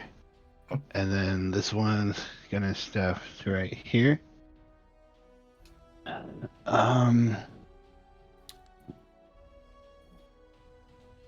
This one here is actually going to, you notice, has a shimmering like effect kind of appear around their body.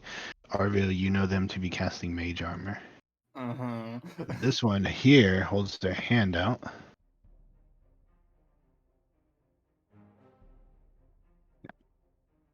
And let's see, they take a, you notice they kind of pull out a tiny ball of bat guano and what you assume to be sulfur, and they kind of take and they mix it in their hand and they point at you, and you guys notice in between you, all of a sudden this little red bead appears and then it just blows out in But wait. But wait, before you do that, that's but 2 words I would like to say to you, and that's counterspell. All right, as you realize what this mage was doing, you counter it yourself and then you just watch it fizzle out. I'd also like to use a free action to flip her off. I could do it too, bitch. You ain't special. She turns to the guys holding the crossbows and say, target that one first. Oh, fuck! Grim, it is your turn. All right.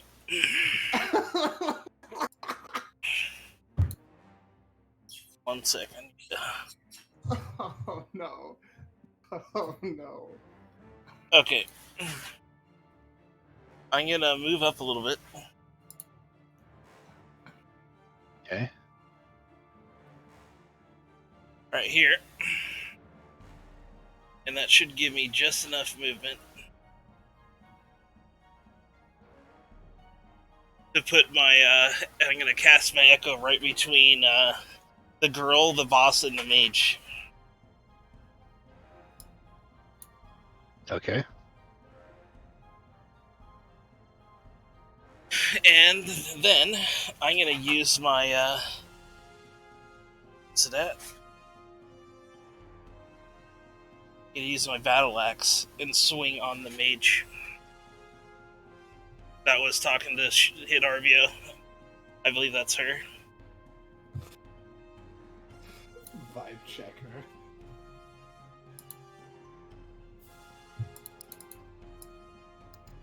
18 will hit.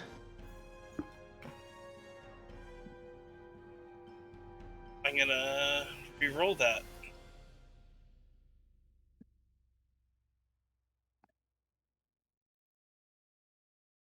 So 8 plus 3, 11. 11 damage. All right.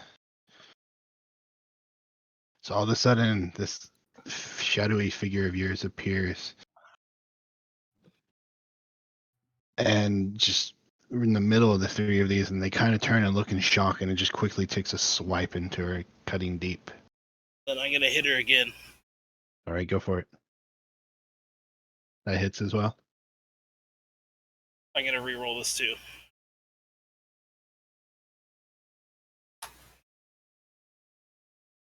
For 7.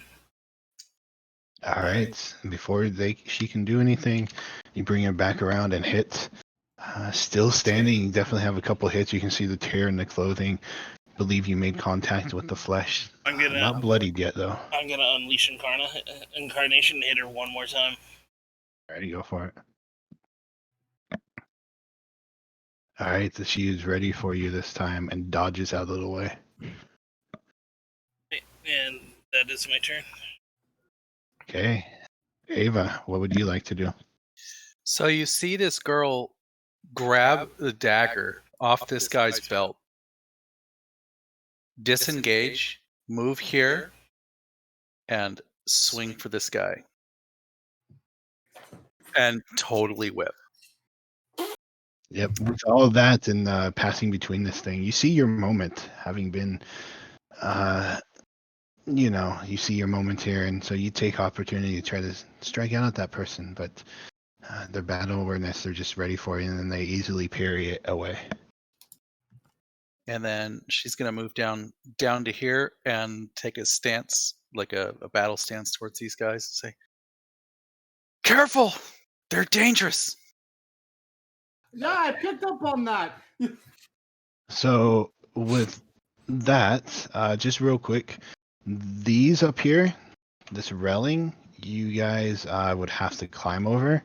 This is a bunch of debris from the ship that you can walk up onto, but it is going to be difficult terrain. So wherever it's like really grouped up like here, it's going to take 5 extra feet, just so you guys know. But with that, give me 1 second here. Zilmorn, what would you like to do? Ooh. Oh. So I can't click on the token. You can't? Nope. It's because for some reason it didn't give it to you. Oh boy, so many plot Here twists. we go. Alright, can you click on it now? I like it. All right. So did I grab all my stuff yet? No, you just now, so you break out. So you guys all watch as this cage back here, which you guys kind of noticed, all of a sudden you see this small figure just kind of like burst out of it, and they run down here. You can go ahead and grab your gear from there, but grabbing your gear out plus breaking out is going to be all you can do. Yeah, okay, that's fine. This party just became a whole lot more diverse. But you have 20 feet of movement left? 25? I forget what the gnome is. Let's see here. They're 25. So you have 20 25, feet yeah. of movement left if you want to use it. No. I'll stay right there. Actually, yeah, I'll move here. And that's the end of my turn. All right, so these two guys, this guy is going to move down here. So that's going to be 10, 15. He's going to engage with you.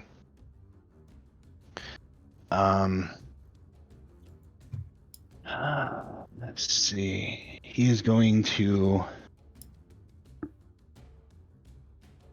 pull out a scimitar, and he is going to slash at you twice, Grim, and then as he's slashing at you, he is going to try to stab with a dagger.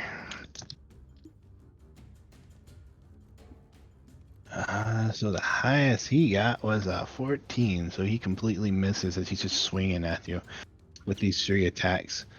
This one here is gonna turn and swing at your. I guess, what is it? 17 AC. Correct.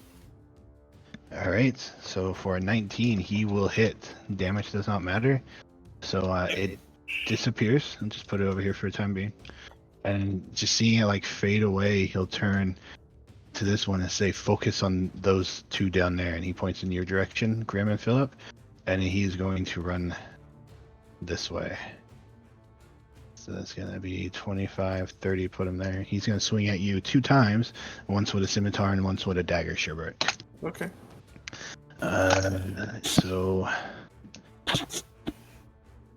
Oh, the highest he got was a 14, so he just comes barreling down over this debris and just starts swinging at you with a scimitar, and then tries to jab you with a dagger, completely missing. Okay, Philip, cool. it is your turn. I'll focus on the closest one so far. Just one at a time, making 2 swings. Right, go for it. 15? 15 just hits. Just hits, alright. Yep, For 6. right. And the second one, 17.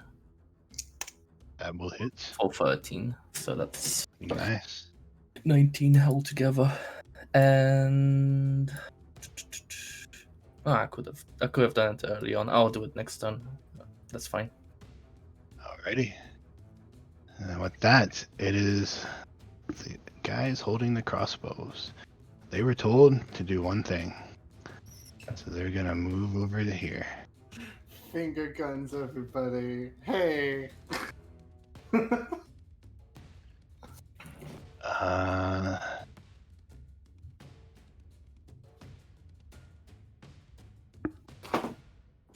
He's gonna come down here. This one's actually gonna come up here, stand on this crate. Let's see. What's the furthest? 60 feet. 60 feet. Just trying to find out the range. 80 feet. Okay. So you're gonna get 1, 2, 3, 4, 5 shots onto you. Define you. RVO. Oh, great. Can I just die now? Can I just... You can take like 2 or 3 shots, maybe. Yeah, that's the point. Can I just Alright. die now? I mean, So you can. 14, we got, what was that one? Okay, so you all of a sudden just have 3 of these just go whizzing past you, and as you're just watching them fly by you, 2 of them land Sinking. Shield? deep into you. Shield? Okay, go for it. 16. The 16? AC is not 16. The 2 still hit. So it's like a card comes up in front of me and I just go right through it. Yep. So with that, you will take...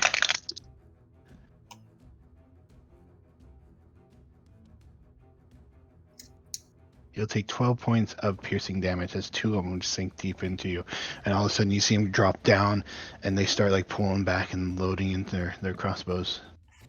Okay, well, that's more than half my health. I will be right back real quick. You are up next. Sherbert, if you want to think about what you're doing. Okay. I need the robe of the Archmage. Please, somebody find it. I'm not going to live. You can do it, Arvio. I Don't, have a rune I of mean- fight left. don't you fucking lie to me. I mean, you're next to the cleric.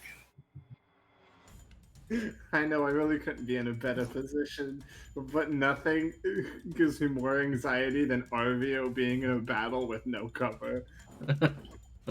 You can stand next to Shubrik, like behind him. What the fuck do you mean? Just crouch behind him, Yeah, exactly. like the coward you are. I'm a coward because I'm made of balsa wood, you big bitch. You big metal bladed bitch. How much HP do you? What is your max HP? In at? total, 22. Ooh. Uh-huh. Yeah, disgusting. I know. eight Constitution with a wizard does that to you. I know. Ooh.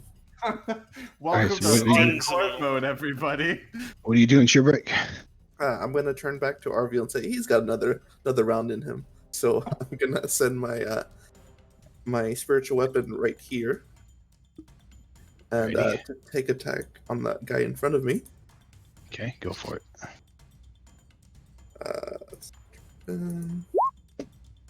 24. 24 hits.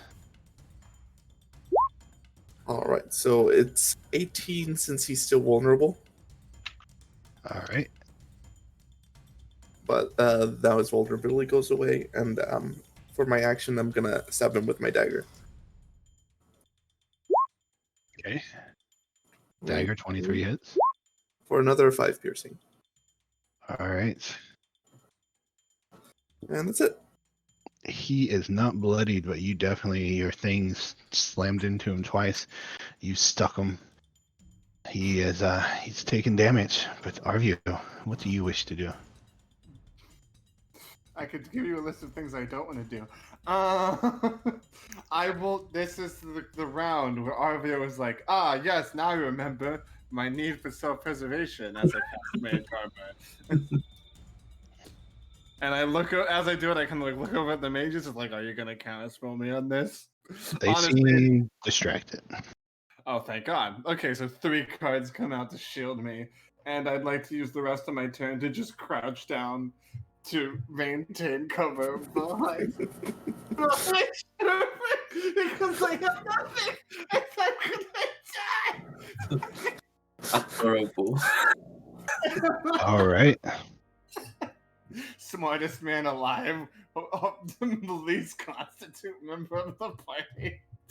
Please help. So as you walk over to this halfling and try to duck down behind them, you feel more protected than if you weren't doing it. This is true. Is that the end of your turn? Yes. Increase All my right. AC to 14, everybody. Okay, I'm going to look at your character sheet here real quick, so you're going to notice it changed to your spells. Just Me? looking, Or- yes. Yes, you are, Bio. I'm looking through your steps real quick, or your spells real quick. Okay. So you see this one starting to cast a spell, and this one starting to cast a spell as well. Okay. Eeny, meeny, miny, the one I don't particularly like because she threw fireball counterspell. Okay, so that one. All right. So you notice as they go to cast a fire bolt cantrip spell at over in this direction, you counter it, but you watch as this one all of a sudden starts heading up into the sky.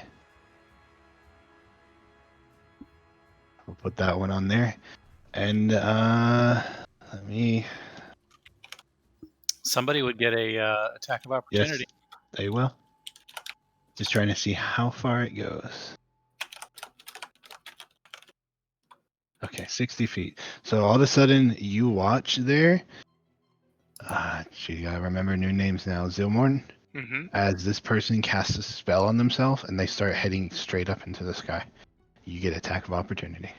All right, so I'm going to attack him with my Thunder Gauntlets. There Can you I go check for my it. spells now? Yeah, you can change your character sheet. Sorry. Oh. Take it to 20 hits.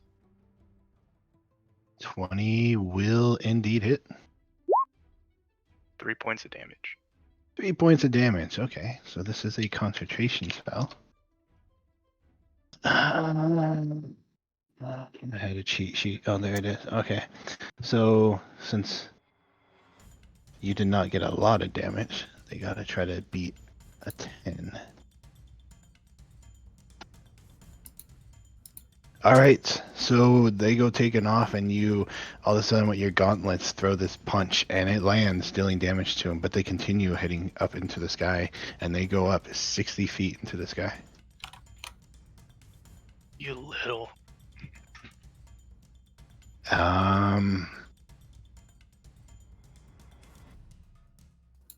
Yeah, that's all they do. That's all they can do. Actually, no, this one is going to move here, and that one used all its movement to go straight up. So that's all they do. Grim, it is your turn.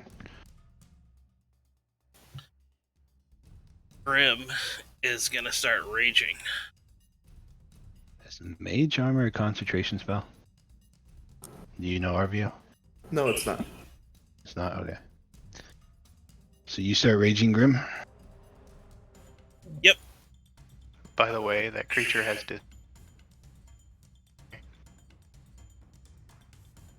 And I'm going to hit the dude right in front of me.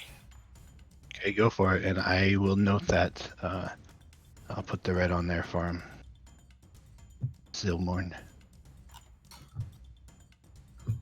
23 will hit.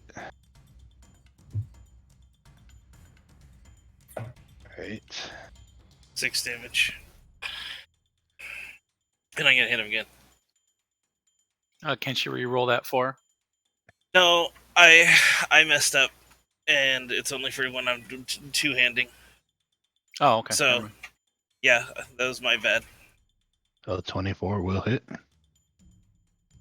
But 11. Alright. So you definitely cut into that person. And they are not bloodied. Actually, no, they are bloodied. Sorry, I didn't see there. So yeah, That's okay. you're cutting into this person and they go bloodied. Then I'm like, Philip, you got the rest of him, Mm. and Go and help others. I just switch right there, and that's where I end my turn. Alright. Ava. All right, I'm going to insight versus his deception, please. Okay, talking about the mage user up there. Yeah, that one. Insight. Okay. You win. All right. So with me winning, I am going to go up here next to him, and I am going to attempt to stab him in the back. Is that I hits. take hits? Okay. Oop. Come on, roll. Okay, so he takes 16 or she takes 16 damage. Alright, so you run up and just stab him. Definitely a deep stab as blood just starts spurting out. Still standing, but they like put their hand on it and turn and they kind of curse in your direction. I'm like, you held me captive long enough. And that's my turn. That's Alright. my turn. Zilmorn. All right. The person that flew up in the air, 60 feet away. Yeah, I'm gonna cast Shatter on him. Ooh. Alright, You're a real go for shame it. if I broke every bone in your body. Let's see here. A little used to spells. So level 2. Oh yeah. Constitution. Okay.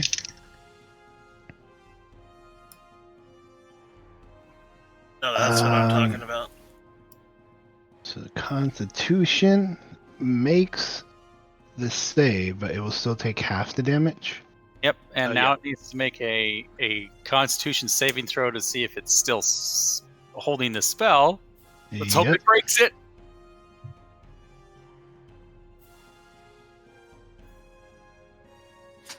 All right. Oh boy. Did it not save? That was a broken concentration laugh. It's about to fall 60 feet. So it all of a sudden rings out, and they seem to dodge the damage, half of it. They still get hurt by it, but for some reason, as they focus on not taking that damage, all of a sudden they just start plummeting towards the deck. Yeah, baby. See him fall. I will walk over here. And I could still attack. That's not a magical spell. So I'm going to hit this one here with Thunder Gauntlet again. Or, yeah, not again, but hit him with it. 12 to hit? You cast the spell as your action? Yeah, it was a spell as an action, and I get a extra attack, don't I? And this is just a Well, melee attack. if you use your action to make an attack, you get 2 attacks. So if you use your action to do spell, you can't Okay, have that so attack. I can't do another action then, right? Correct. No. I gotcha. You So get- bonus action. I am going to sorry about this. Should have looked this up It's okay. beforehand. While you're doing that, here's 6d6 rolling through a dice tower. I'm gonna cast Defensive Shield. Or Wow, I Defense heard nothing. Field.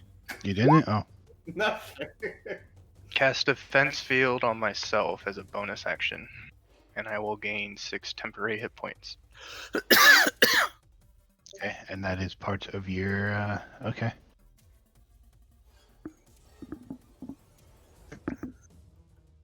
Alright, so...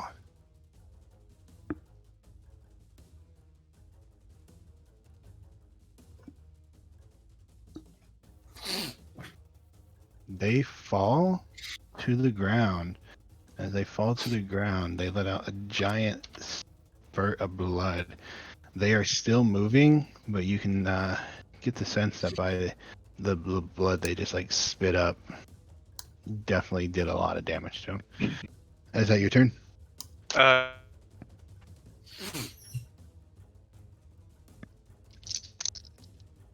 You Yeah, that time. cut out.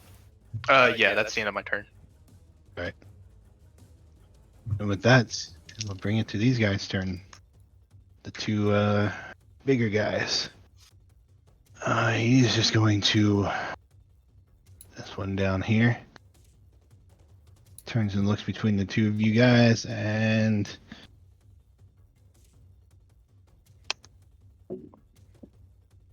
gonna attack you, Philip, 3 times. That's fine. You can take it, Philip. Oh, he hits you, definitely. All right. One of them. See if the other one hits you. That is a plus. No, he hits you once. The other Alright. one misses. Comes pretty close to hitting you though. Hmm. And he will deal his damage for 7 damage. He cuts into you. He cuts pretty deep with this. You take it that it was probably a critical hit. Hmm. Fair enough. And then with that, Sherbreak, you are going to be attacked 3 times. Okay. Okay.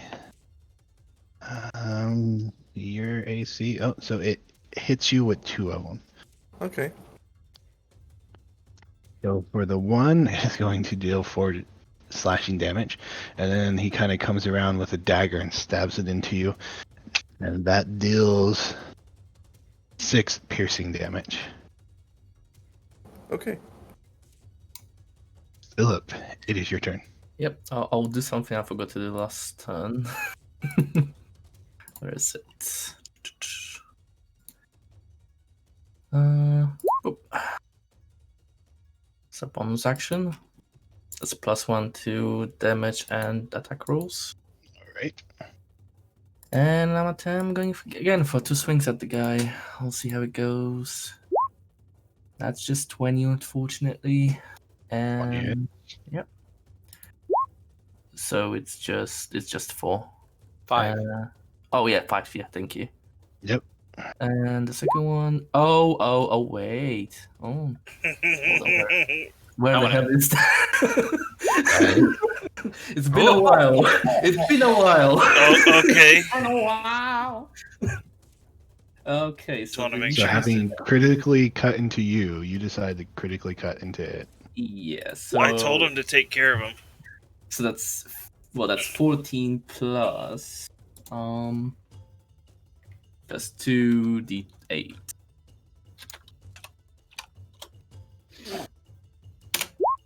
Plus 9. No. You double that as well, so you get to roll another 2d8. Okay. It's all damage dice. Plus That's why you roll that divine smite on crits. Alright, so that's 19 plus 5, so that's 24 plus 14, 24, 30, 38 altogether. All right. So as Grim kind of tells you to take care of him, he starts running away. His focus falls off of you, and he looks like he's going to turn and strike into Grim, but you can't allow that. So you just like chop into this guy's back, and you bring it across the back of his neck, severing his spine. Not decapitating him, but he just drops to the ground in a clump. Dead. Yep, and with my movement, I'll join Grim over here. That's it.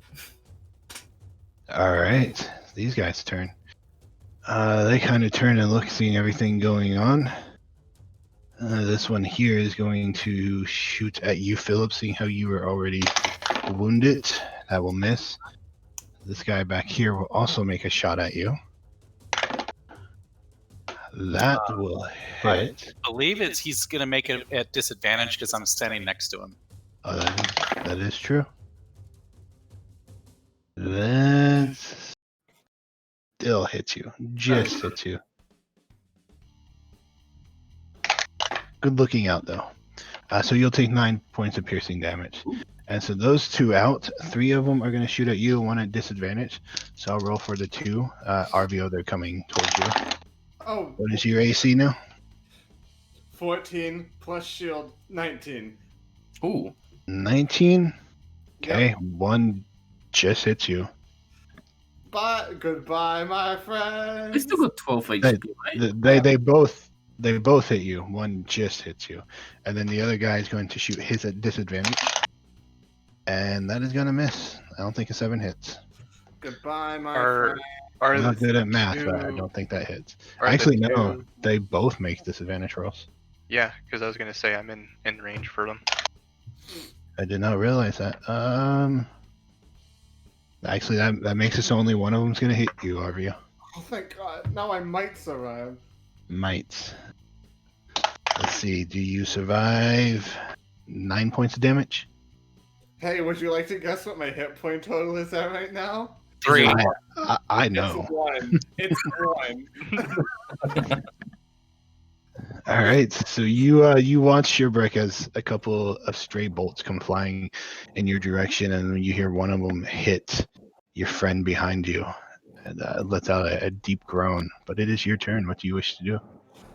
I'm going to slap him, him being RVO, with the Cure Wounds at 2nd level.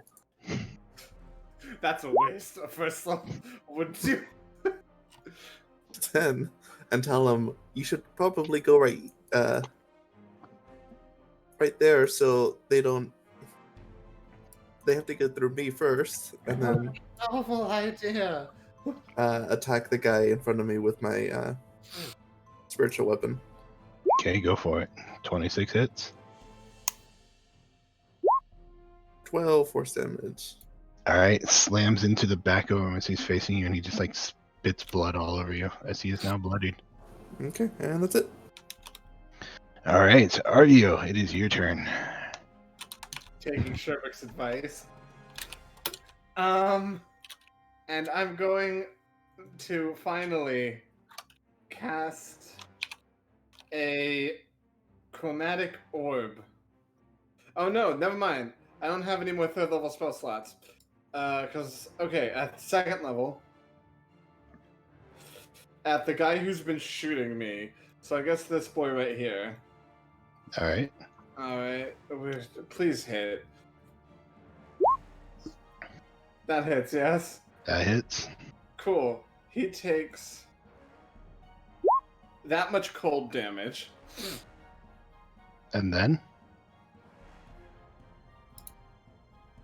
Nothing. That's my Okay. move. It just seemed like there was more to that, the way you said it. Fair enough. All right, so you watch as this sphere just kind of appears gathers out of nothing and slams into this guy, and it seems to engulf him. And as he's standing there, like cranking back the crossbow to load another one in, he just stops, and you can see kind of a bluish tinge to his skin as he just freezes over. Did I kill him in one hit? Yep. Eat shit! Glass cannon, bitch. Is there anything else you wish to do? No, that's my vic. Actually, I would like to be a coward.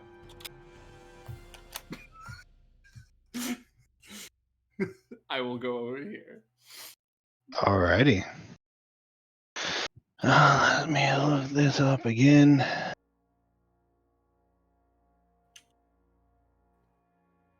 Okay. I'm going to need a dexterity saving throw from Philip and Grim, and from Sherbrick and Arvio. Dexterity saving throw. Yep. Is it for Grim as well? Yes. Wait, for Arvio too?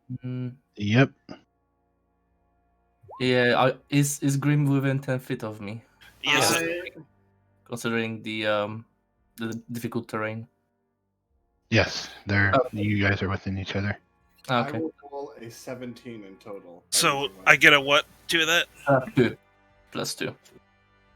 So I got 15. So 19, yeah. 14. 14.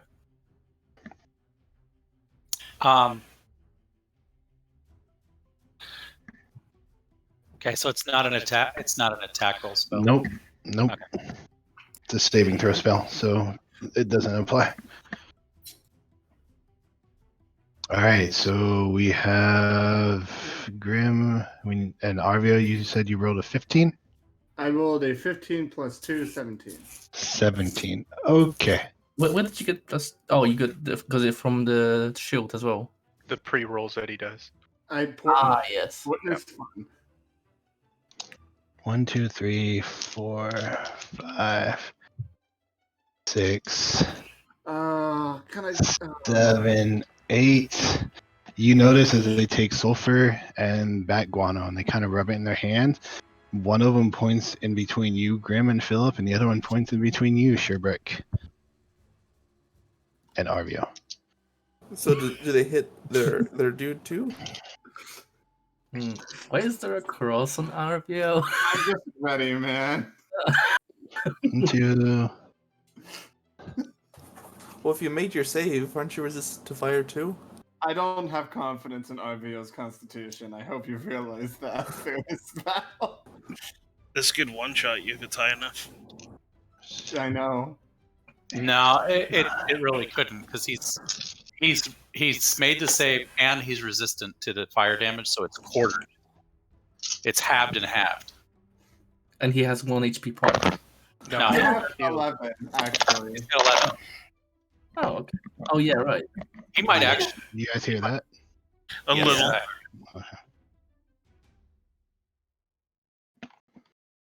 You guys go ahead and talk. I got a bunch of dice to add up.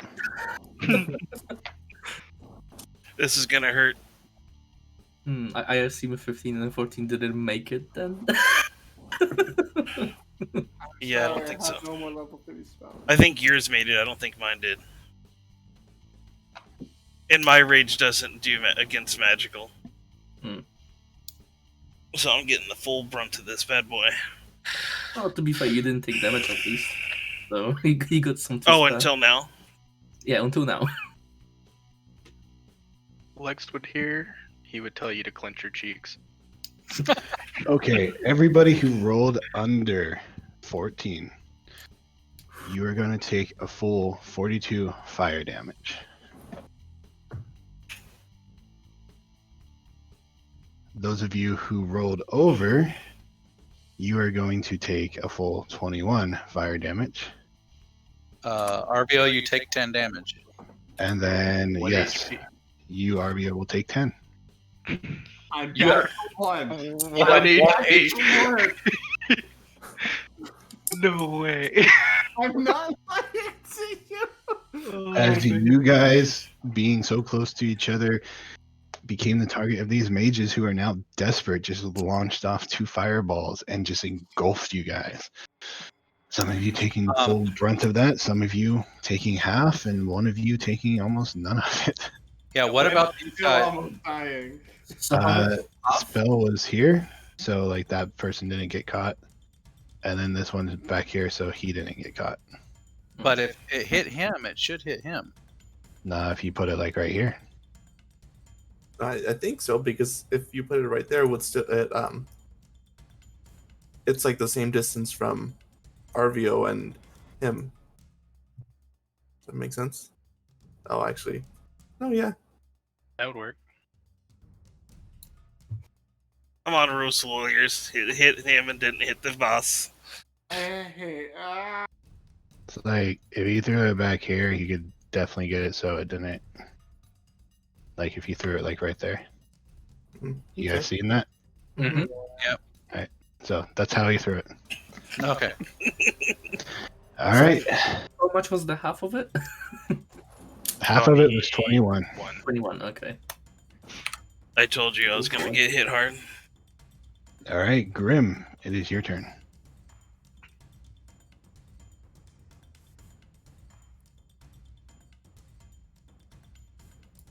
I'm going to second win as my bonus action.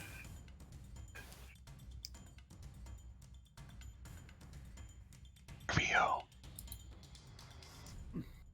Had to be a tiefling. oh wait, what? I'm sorry. I said you just had to be a tiefling. Dude, if I'm not a tiefling, I'd be dead. I'd be dead right now. Yeah. You want me to regret this? Not today. Which one of was it the lady close to us that did the fireball to us? Then the other This one. pointed at you. Okay.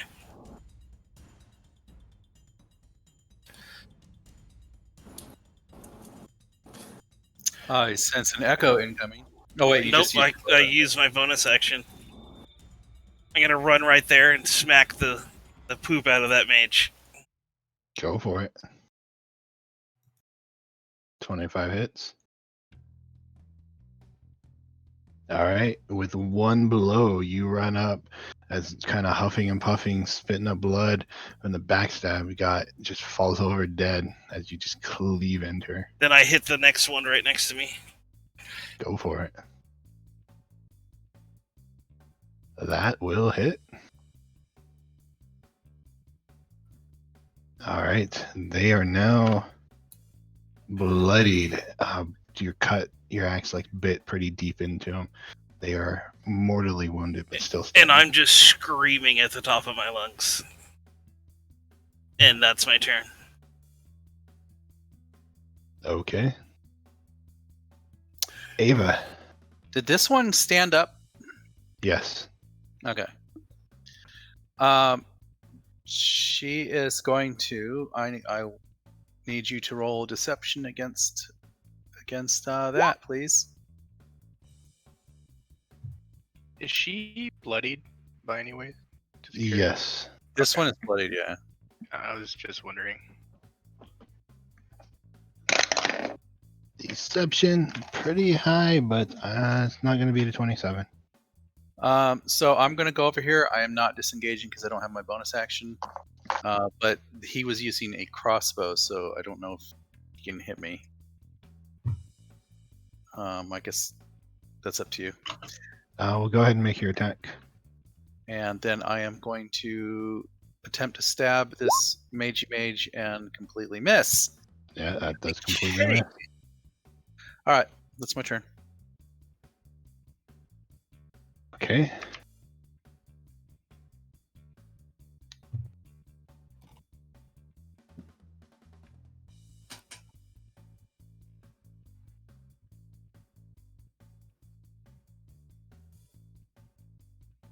It's upbeat music. Oh, and actually, I will look over at the dome.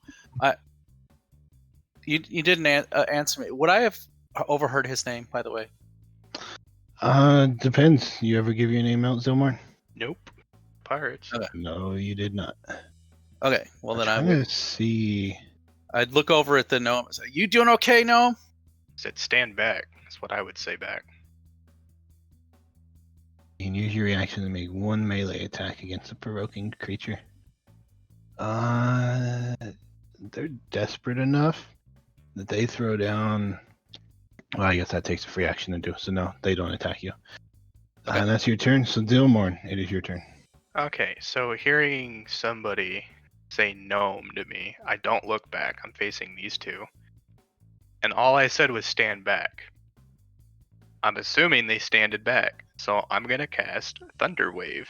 And anything within a 15-foot square is going to have to make a dexterity or a saving throw. All It's going right. to be at level 2. Or are you casting it? Right on myself. Okay. Is That it will 15 feet all include- directions? Mm-hmm. That will include Ava then. Oh, you gotta be kidding me. You get pushed back 10 feet. Okay, Oh, and that is then good. plus 2. So what's your DC? 15. 15. What happens on a success? Nothing. I think they just save the. I'll link it here. They get the Mm. damage, or they just don't get the pushback. The wizard rolled, the mage rolled a creature takes half as much damage and isn't pushed. Okay, well the mage rolled a 15, so they succeeded outright, Mhm. whatever Yeah. their bonus is. This one here failed, and that's a fail too for this guy up here. So they So they- take 4 damage. Yep, and then they get pushed back 10 feet from me. Okay, this one is going to get flung over the railing, and 5, 10. They land prone, I take it? I'm assuming yes. It would Does say it say in the spell? I'll say this one, since it got knocked over the railing, gets knocked prone anyways. But I do not see Nope, it prone does not. over. Okay. So this one's still standing. It'd be too OP if it said. Well, considering that guy kind of went over the railing, I can assume he Yeah, he's prone. would go prone. Alright. The mage does not move, but still like gets hit by the wave, taking a little bit of damage from it. And then I'm going to move to here. And that's the end of my turn. Unless Alrighty. it's my bonus action, I have to maintain the field again. I didn't really say that though. Well, that being the end of your turn, it's gonna Yeah, come to that's his the end of my turn. turn. You can look that up if you wish to, if you have No, to. I don't have to maintain it every time. It's just I can use a bonus action to give me extra hit points if I need it. Okay, Sherbrick, you're gonna take 3 hits. Oh, you're gonna take. I don't think you take any hits. No, you take no hits. He swings at you with the scimitar and then tries to do some fancy work with the dagger, completely missing. And he kind of turns and he surveys the battle scene, and he'll throw his hands up and say, "It's over." Philip, it is your turn.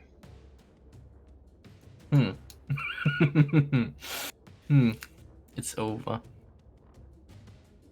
Now, how would Philip interpret that? Correct.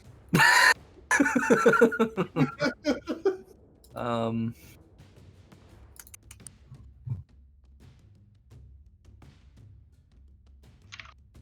Let's see.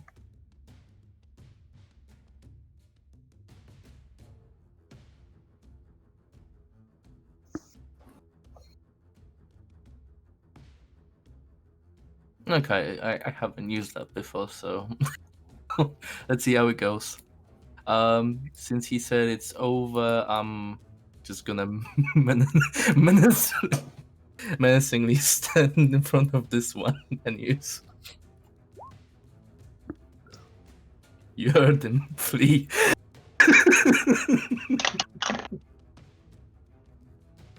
Okay, and your DC is a 13. 13. Yes, Wisdom spell saving. throw. Okay. So you step up and you say flee. Yeah. You'll see what happens on their turn. All right. Okay, and is that the end of your turn? Yes. Okay. This one here is going to disengage. He is going to jump over. Being mortally wounded, I will have him roll to see if he goes prone. And he does. But he jumps over and just lands right on his face in the sand. This No, one? you don't. I'm gonna use my reaction with Sentinel to hit him. Okay. Oh. Oh. All right, so he tries to jump over the rail, but instead he- Grim like lops him. He turns around and he puts one foot over, and you see him get ready to jump, and you just slice him from the back of his neck all the way down his spine, and just like cuts him wide open. And he just goes slump on the railing there. Philip, this one kind of looks at you and seems to take stock on what you have to say, and he makes it that far. I'm not gonna do attack of opportunity. Okay. This one here is going to get up. He's going to run 30 feet that way. This one is going to try to jump over. You can take your attack of opportunity if you wish, Zilmorn. He will land on his feet.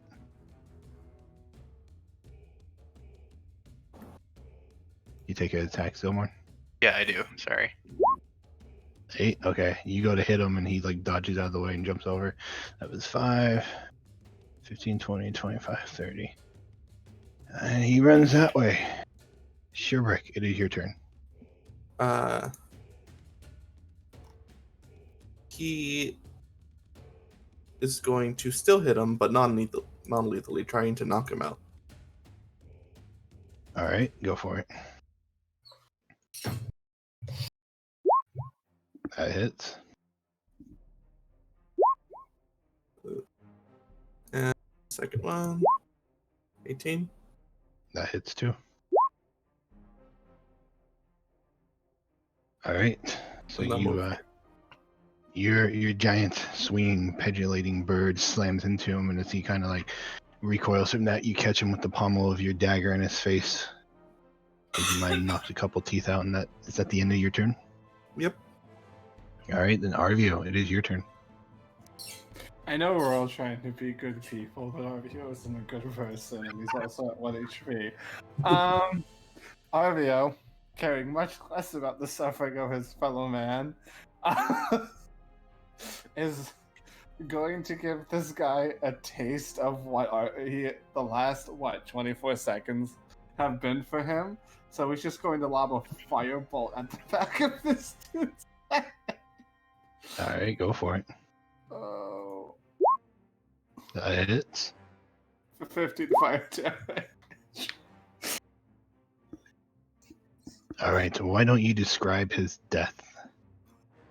I'd like to think, like Sherbrick is doing his best to like knock him out. He gets himself like pommeled in the face with like both like the dipping bird and like the butt of the dagger, and he's like about like maybe to slash him again, and then his head just explodes in flame. So I'm just like, and I don't know if a little bit of the mess gets on Sherbrick. So Sherbrick, you're standing there and you're watching as your giant pendulating bird just slammed into this guy, and you come around, pummel your dagger right in his face, and he still kind of got his hands up, and as you do that, he kind of recoils and he covers his mouth and pulls away, and you in fact do see a couple teeth missing, and then suddenly you watch as his head just gets engulfed in flames and just like melts off of his face, and you notice that there's a lot more teeth missing now as the guy just falls to the ground dead. Is that your turn, Arvio? That will be my turn, and I will walk onto the ship. Does this count as difficult terrain, this square right here? Because there's only one. No, it's the stuff where it's all gathered like that. Okay, so that's a 5, 15, 20, 25. Right here. All right. I'm just gonna fall on the ground with this sack of potatoes over here. Which is indeed what they are. I need my starch. Okay. With that, you guys watch as this person just appears 30 feet right there. Somebody's gonna say something? No. Nothing. And as they are doing that, they will make a roll against you, Grim. I take it a 24 will hit. Yeah.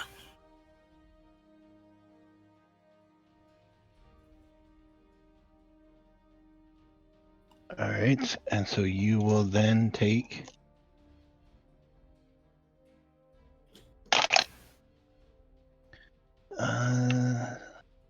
16 points of fire damage as a firebolt slams into you, and then they are going to move additional 30 feet in this direction.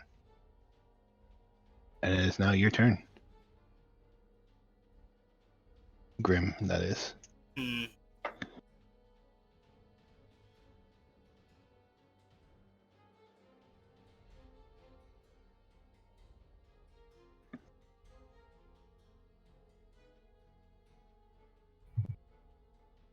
Well,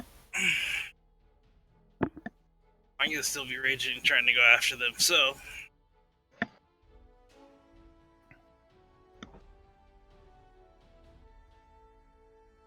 I think that's as far as I can go because it becomes half movement. Yep, you still have action though, right? Yep, bonus action.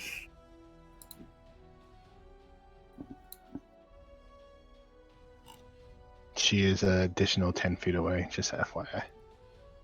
Alright, well, that's there. And, how far actually is she?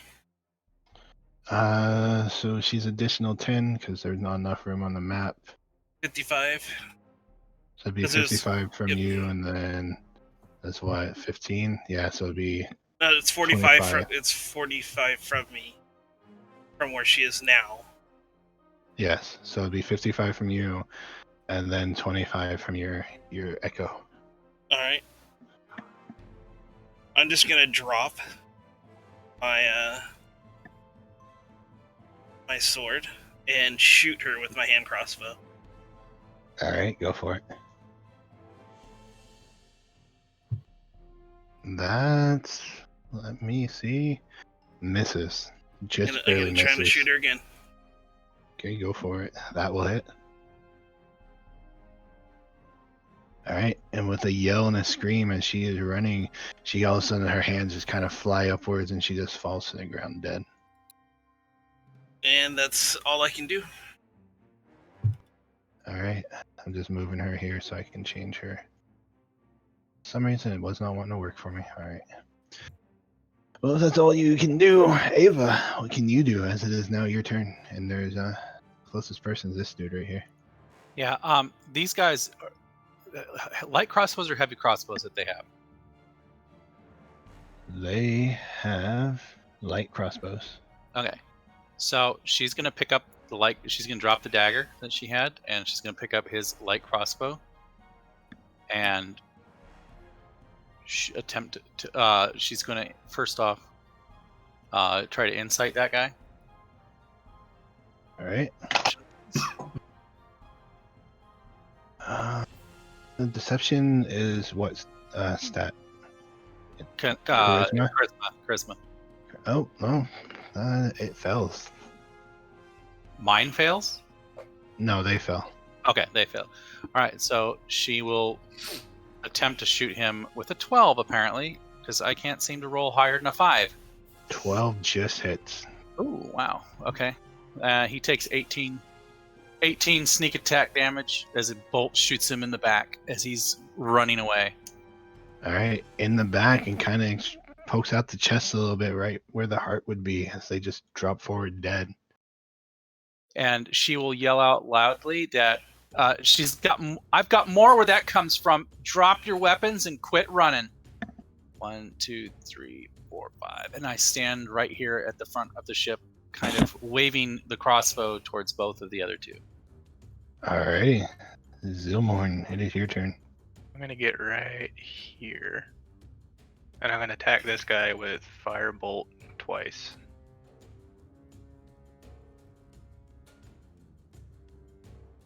Okay, how are you using your firebolt?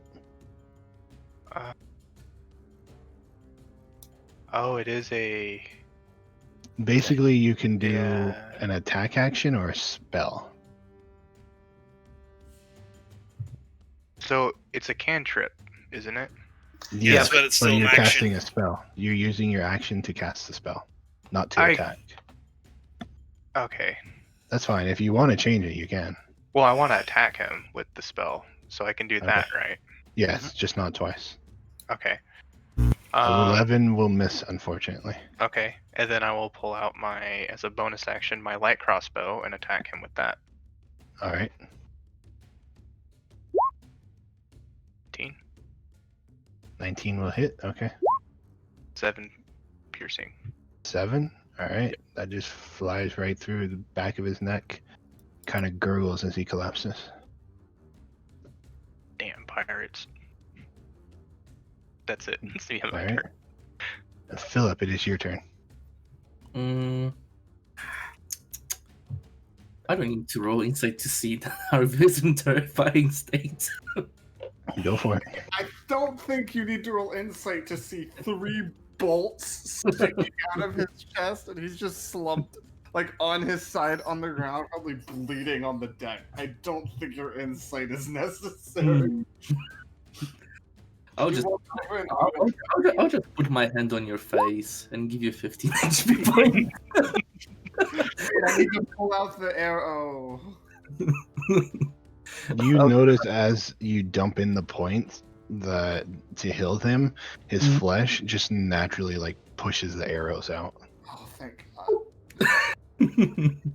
Thank you. Is that your turn? Yep, that's all. All right. So this guy here going to run 30 feet and dash another 30 feet. So he is 5 feet from, or 55 feet from whatever your range is to him, to the right there. And with that, Sheerbrick, it is your turn. Alright, Sherbrick is gonna grab the leg of this guy and start dragging his body over here. All right. So it'll be half movement to drag him. Okay. And my little thingy is just gonna be dipping on his head where his head's missing. All That's right. Arvio, it is your turn as all of a sudden you feel renewed vigor about you. Oh, thank God I'm not dying anymore. One moment, I was doing measurements before, which I think I could get to one of these people. There's only one of them left. No, Oh, one of them. I gotcha. yeah, right there, because that was a mage. So Arvio's gonna just like, thank you, Philip. I'm gonna go check out this mage, see if they have anything important, and start walking up over this way to her. Because he's All probably right. yoink her spellbook.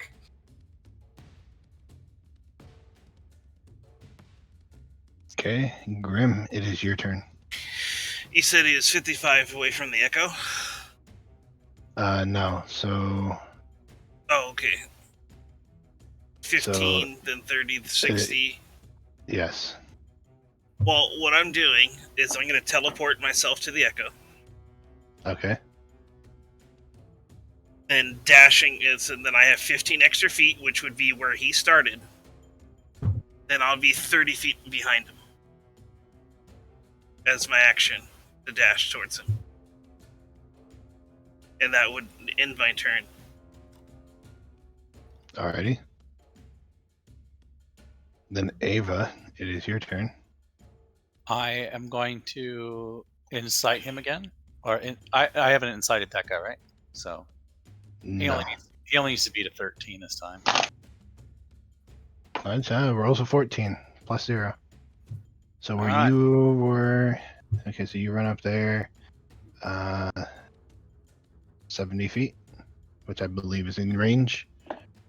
Yeah, it's in range of a light crossbow. So I am going to loose a crossbow That bolt. hits.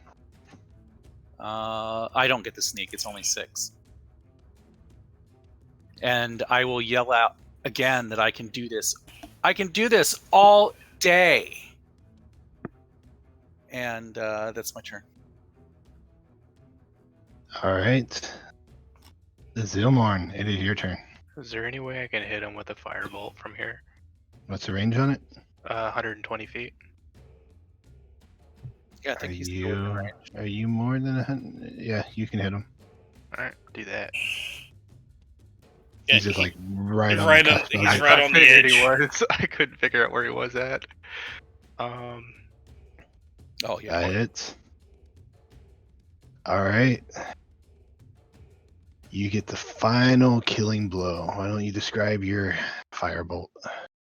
Uh, so I will basically just conjure it up and kind of like throw it off to the side like a curveball almost, and then just watch it just come down, hit him, and then I'll just back off and walk away. That's all I'll do. Just All hit him. right. So the two of you who are kind of pursuing, being Grim and Ava, you watch as all of a sudden this fire just starts streaking towards him and hits him, and he just erupts into this giant column of fire as he falls to the ground, still burning as they lay there. I And with that, look back and see where it came from. I'm already off. Like I didn't even look. I just threw it and just got off and walked away. I threw it, figured it would hit, and then just walked away. well, with that, you guys kind of stop and you're catching your breath and you're looking around. Those of you who are going to loot bodies, RVO, not so much doing that, but you guys take it in for a moment that was everybody. Nobody is left. And I'll drag both the mage and that ranger that was going off by their legs and just drag them back to the boat. All right. Hey, Philip, look, wood, your favorite. I'll return in a moment, my friends. As I walk towards one of the one of the ships that's out there, and you'll see. About a minute later, she walks back with a couple hand crossbows in her hands. Ah, much better than those stupid crude boat weapons they have. Thank you very much for your assistance. Been hoping that somebody would come along and free us. I mean, who sent you? We were sent by nobody. What? So you guys just happened to walk through the middle of this huge desert and walk through here and find us? It We've been seems just so. so happened to look for someone. Well, man, I guess I'm luckier than I thought. It would seem that way, certainly. Indeed. Hmm. Lean over to Philip. Sorry about that, guys. I was asked a question. It's all good. I don't know if you guys were talking to me or not. No, we're just No. role playing towards each other. All right. Continue. Sorry to interrupt. What?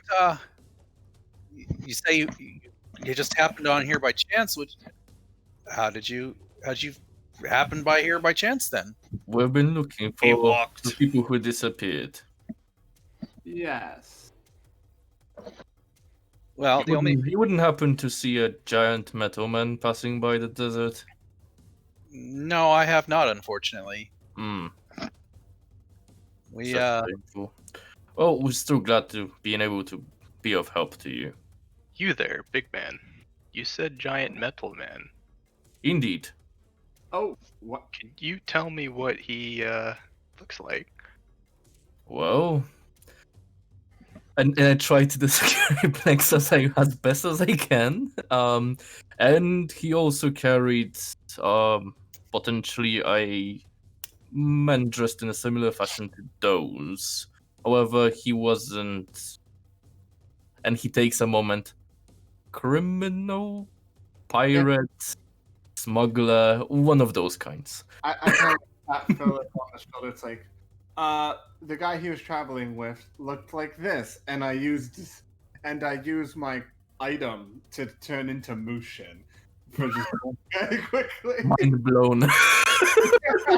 Like, I'll just sit there and look at Arvio kind of confused and be like, no, I don't care about that one. This metal man that you're talking about. oh, and then I turn back.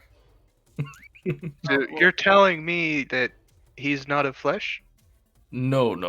He No. called himself Construct?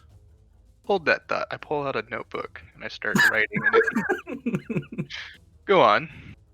Well, he just so happened to be part of our group, and he disappeared a few days ago, taking the camels with him. And we've been trying to find him. So he's a construct. Like I don't. Did he have from what you're telling me, does he have some sort of a sentience construct? Oh, Type yeah, two? absolutely. That is interesting. I always heard stories about them, but I've never truly met one in person. Tell me, so what are you? I don't know exactly what your professional out of character would. I don't know what an artificer is.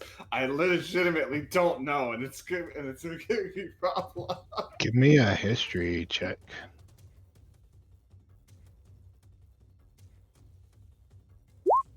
And I You know will what? I'm say- rolling inspiration. I don't care. He's smarter than this. go ahead and roll again. He did. I did. No, a third time. I'm Oh. being nice. Okay. Oh. God, my God, what is it with eight? I find it sucks when somebody wastes something like that. So, Yeah. but anyways, you kind of sitting there, you're looking them over, kind of thinking back what they did. You've heard of this new fangled type of living that gnomes? It's very new, not something that's been around for a while. But you kind of like think you might have heard about what they are. I at least know the term artificer. Yes. Yes. Cool. Hmm. So, are you an artificer by chance? Why do you want to know?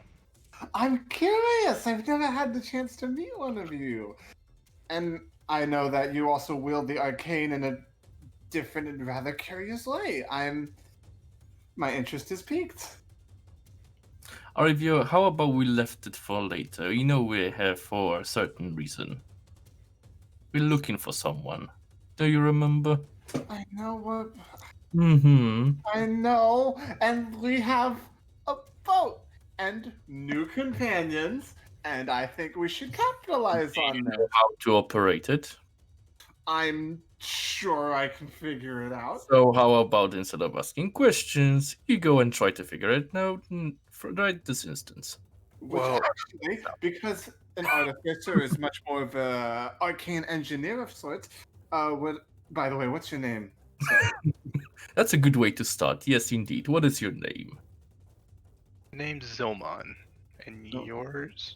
I I'm am Philip. fantastic to meet you. Is there any chance, being an arcane engineer as you are, that you would understand how to operate a mundane desert sailboat? I'm unsure of the term. I'll turn to Philip and I'll just point to this tiefling. Does this one always ask questions and never return answers? You saying that in common, right? Yeah. I reply in Gnomish. He's rather obnoxious sometimes, also a little bit too excited, but please give him time. He does have a good heart at the end of the day. I just look at you confused. You look and back at the devil, and has a good heart. I'll just nod and go. I can probably get the boat going. But I have a favor to ask of you. You guys seem of a noble cause and a worth, You're funny. and you're not. Please ignore him. So what is that favor you ask of? Well, I'm seeking to. It's hard for me to describe. I'm trying to get back to a settlement that's towards the south. If you guys are heading in that direction, it would be beneficial for me. But if you tend to head a different direction, I can always find other means. Actually, in all seriousness, yes, we are heading south. Well, would it be ever so keen of me to ask for bodyguards in a sense? I'm asking for employment here, for your guys' employment. Don't have a lot of gold, but this is my ship. Take what you need. Well, I was only going to rob the cadaver of the mage who counterspelled me. How about this?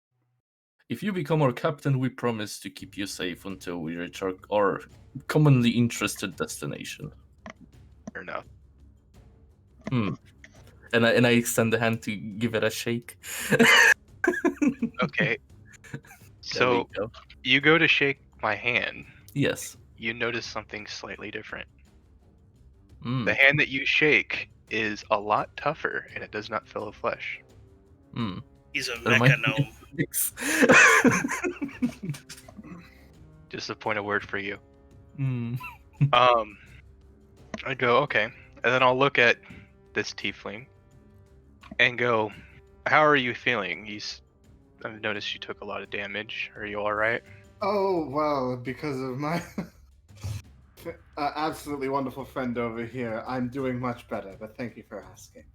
If you have any, if you have any injuries, you can come to me or our little friend there. That's Shubrick. He's usually really good at patching people up and preparing food. Philip, you got hurt, right? Oh yeah. Okay. He'll go up to you. You'll place his hand, like, I guess, on your kneecap or something. Okay. And he will cure wounds you Aw. at first level. So you As- heal 11 hit points, and I will say, I think I got it. And just kind of walk towards the other group. So When you mentioned Sherbrick's name, I yell, I'm busy. And I'm dragging bodies all over here. Hey, don't bully the mage! I need her spell book! And I, like, clump over. Over here. So Ava would walk over to the leader, as Sherbrick is dragging them on across and everything. She's gonna walk right up to the body and aim the hand crossbow at it and shoot it right in the face, just to make sure he's dead. There's no more face. Yeah. living. Oh, His that's right. head is a skull. All right, I'll sink it into his chest, and just for good measure. By the way, my name's Ava. Where are you? You guys are all gonna head south? It certainly seems that way. Well, that's the direction I was headed when I got captured by these fellows. Really? Yes. Yes. Sorry, go ahead.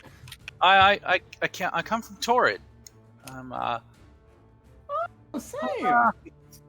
Yeah. Well, I'm kind of on a mission of sorts to kind of protect the world from. I don't know if you've heard of him.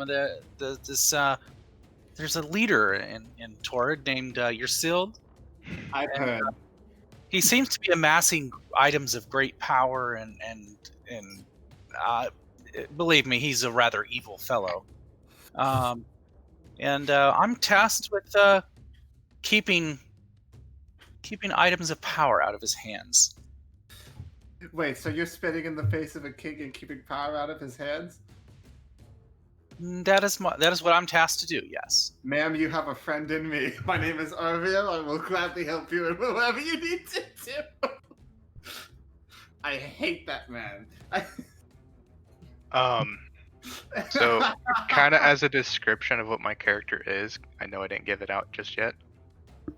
You will see a gnome that stands at 3 feet tall. He has a mustache and mutton chops, brown hair and eyes. His skin is tan. He has a pair of goggles set up on top of his head. So basically what the image looks like. Mm-hmm. He's wearing full plate armor. And on his plate armor, you will notice that it has certain runic inscriptions that are giving a slight hum to him. Same thing with his gauntlets. You'll notice that there's like tubes and stuff going off. They also give that slight humming to it.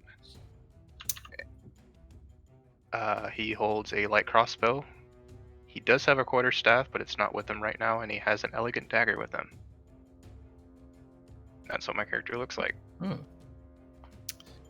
And for Ava, she is 5'9", blonde human. She is wearing what looks to be tattered desert clothing. She's got in her possession now a dagger on her belt and two hand crossbows that look to be in pristine condition. She also doesn't look near as dirty or as ragged as most of the other bandits that were out here. She looks to be a lot more taken care of than they are. And yeah, I think it's pretty much most of her description. Oh, she's got a light backpack as well. Arvio is very pleased with the dispositions of both of our new teammates.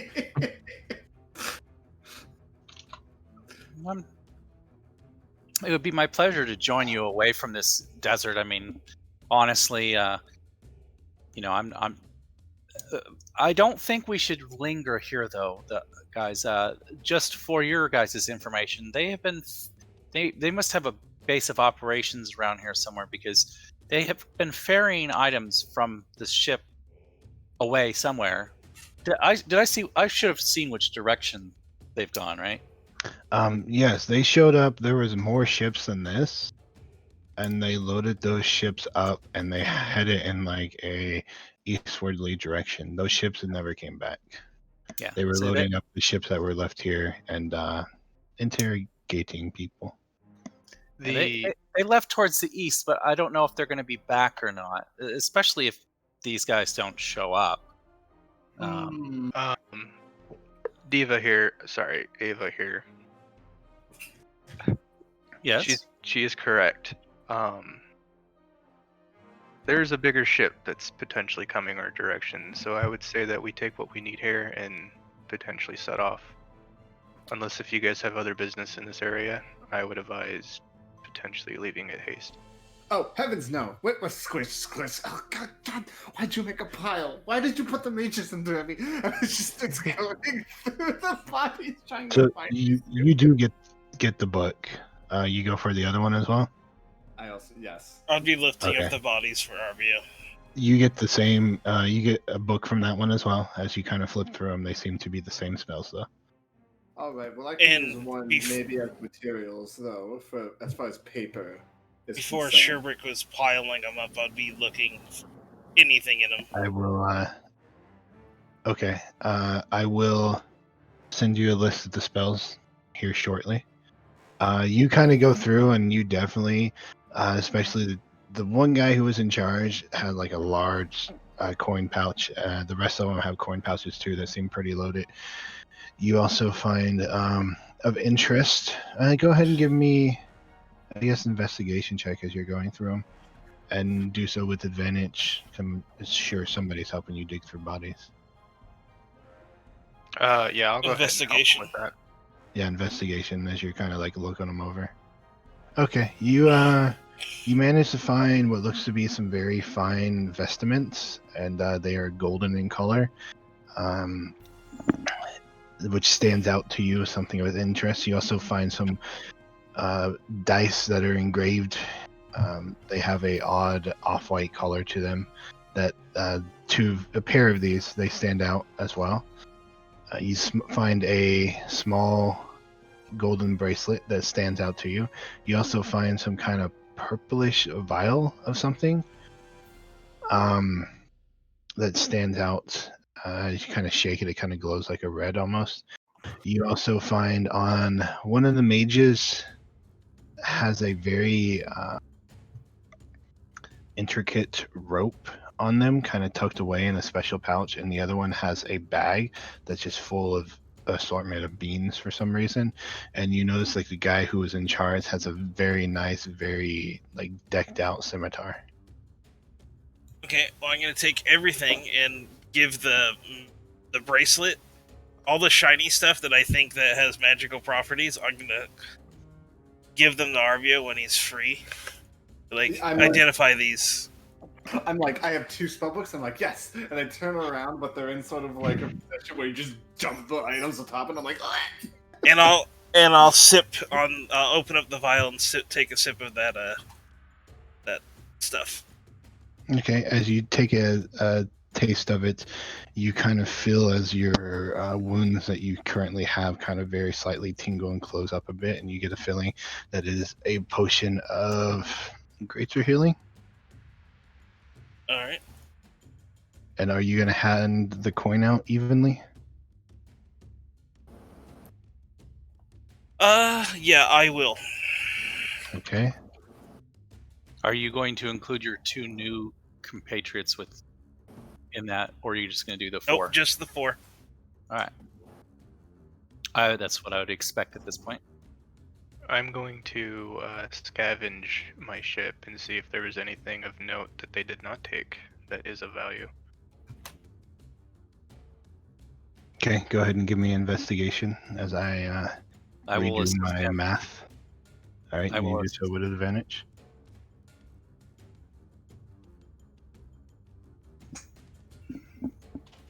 $23. They seem to have pulled everything out of it, but you do find a little lockbox that you know had some extra coin that you use to like buy your fuel and stuff.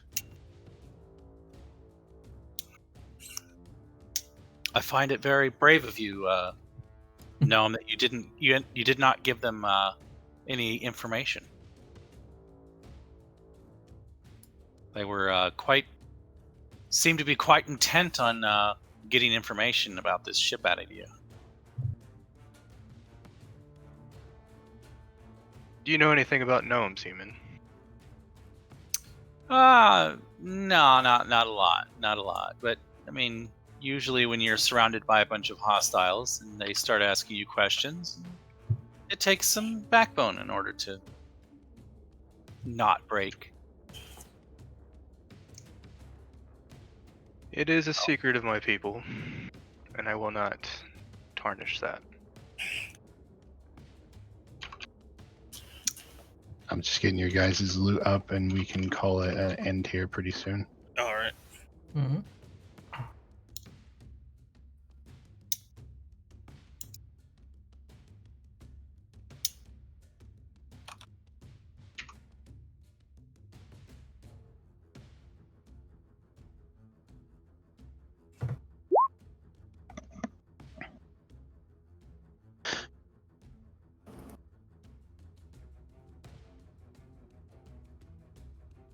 And your box has 2,589 silver pieces in it. Zilmar. But that is what you guys have found. That is already divided up between you, the 4 of you. So that is what you get, is what's written out there. So you don't have to do any extra math to it.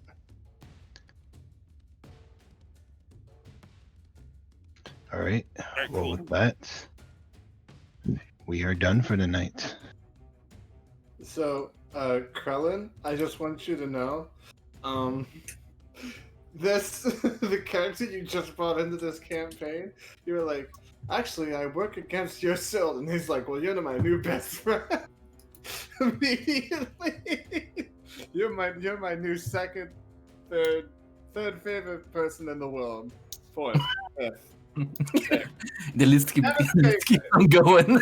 Yeah, Arvio definitely stepped on a wrong foot with Zilman. Well, they can't all be winners, right? Nope. Well, I will throw out as a PSA. If you guys are unhappy with your characters, I'm more than willing to work with you to change them.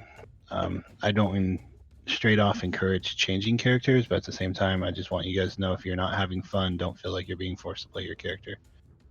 But hopefully you guys are having fun with your characters. I'm having fun. I don't think but my character's having fun though. You don't think your character's having fun? That's pretty on point. I My will character's say having a bad day for the last 3 days. I will say that you guys one of the character swaps was because we thought it made sense story wise. So, and I'll just leave it at that. Okay. I just I don't want will- you guys to feel like I offered these two the opportunity and I'm not giving it to anybody else type of thing. If that makes sense. The way I see it, it's like Tasha's Cauldron and everything just came out. And that probably had something to do with it, I think. We were actually in talks about it before it came out. Really? Okay. But when it came out, they were like, "Hey, since we're switching out, you mind if I do this?" Yeah, I got you. Why can't I be an orc with plus 30 intelligence? Oh. But I hope you guys had fun. Yeah. And again, the door is open if you ever want to discuss your character with me. I don't want you guys to not have fun. I definitely enjoyed this session, so Yeah, that's pretty good. I hope you guys did too. Well, here's what I will say. Obviously, Arvio needs to get better at combat at some point. And I'm hoping that one of these items that we just picked up is going to help that happen. We'll see.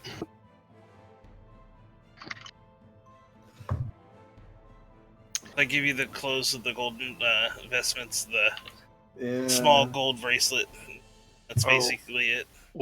Was there any other things that was on my ship while I was doing the investigation? I know I was looking for valuable stuff, but like any extra rations or anything potentially?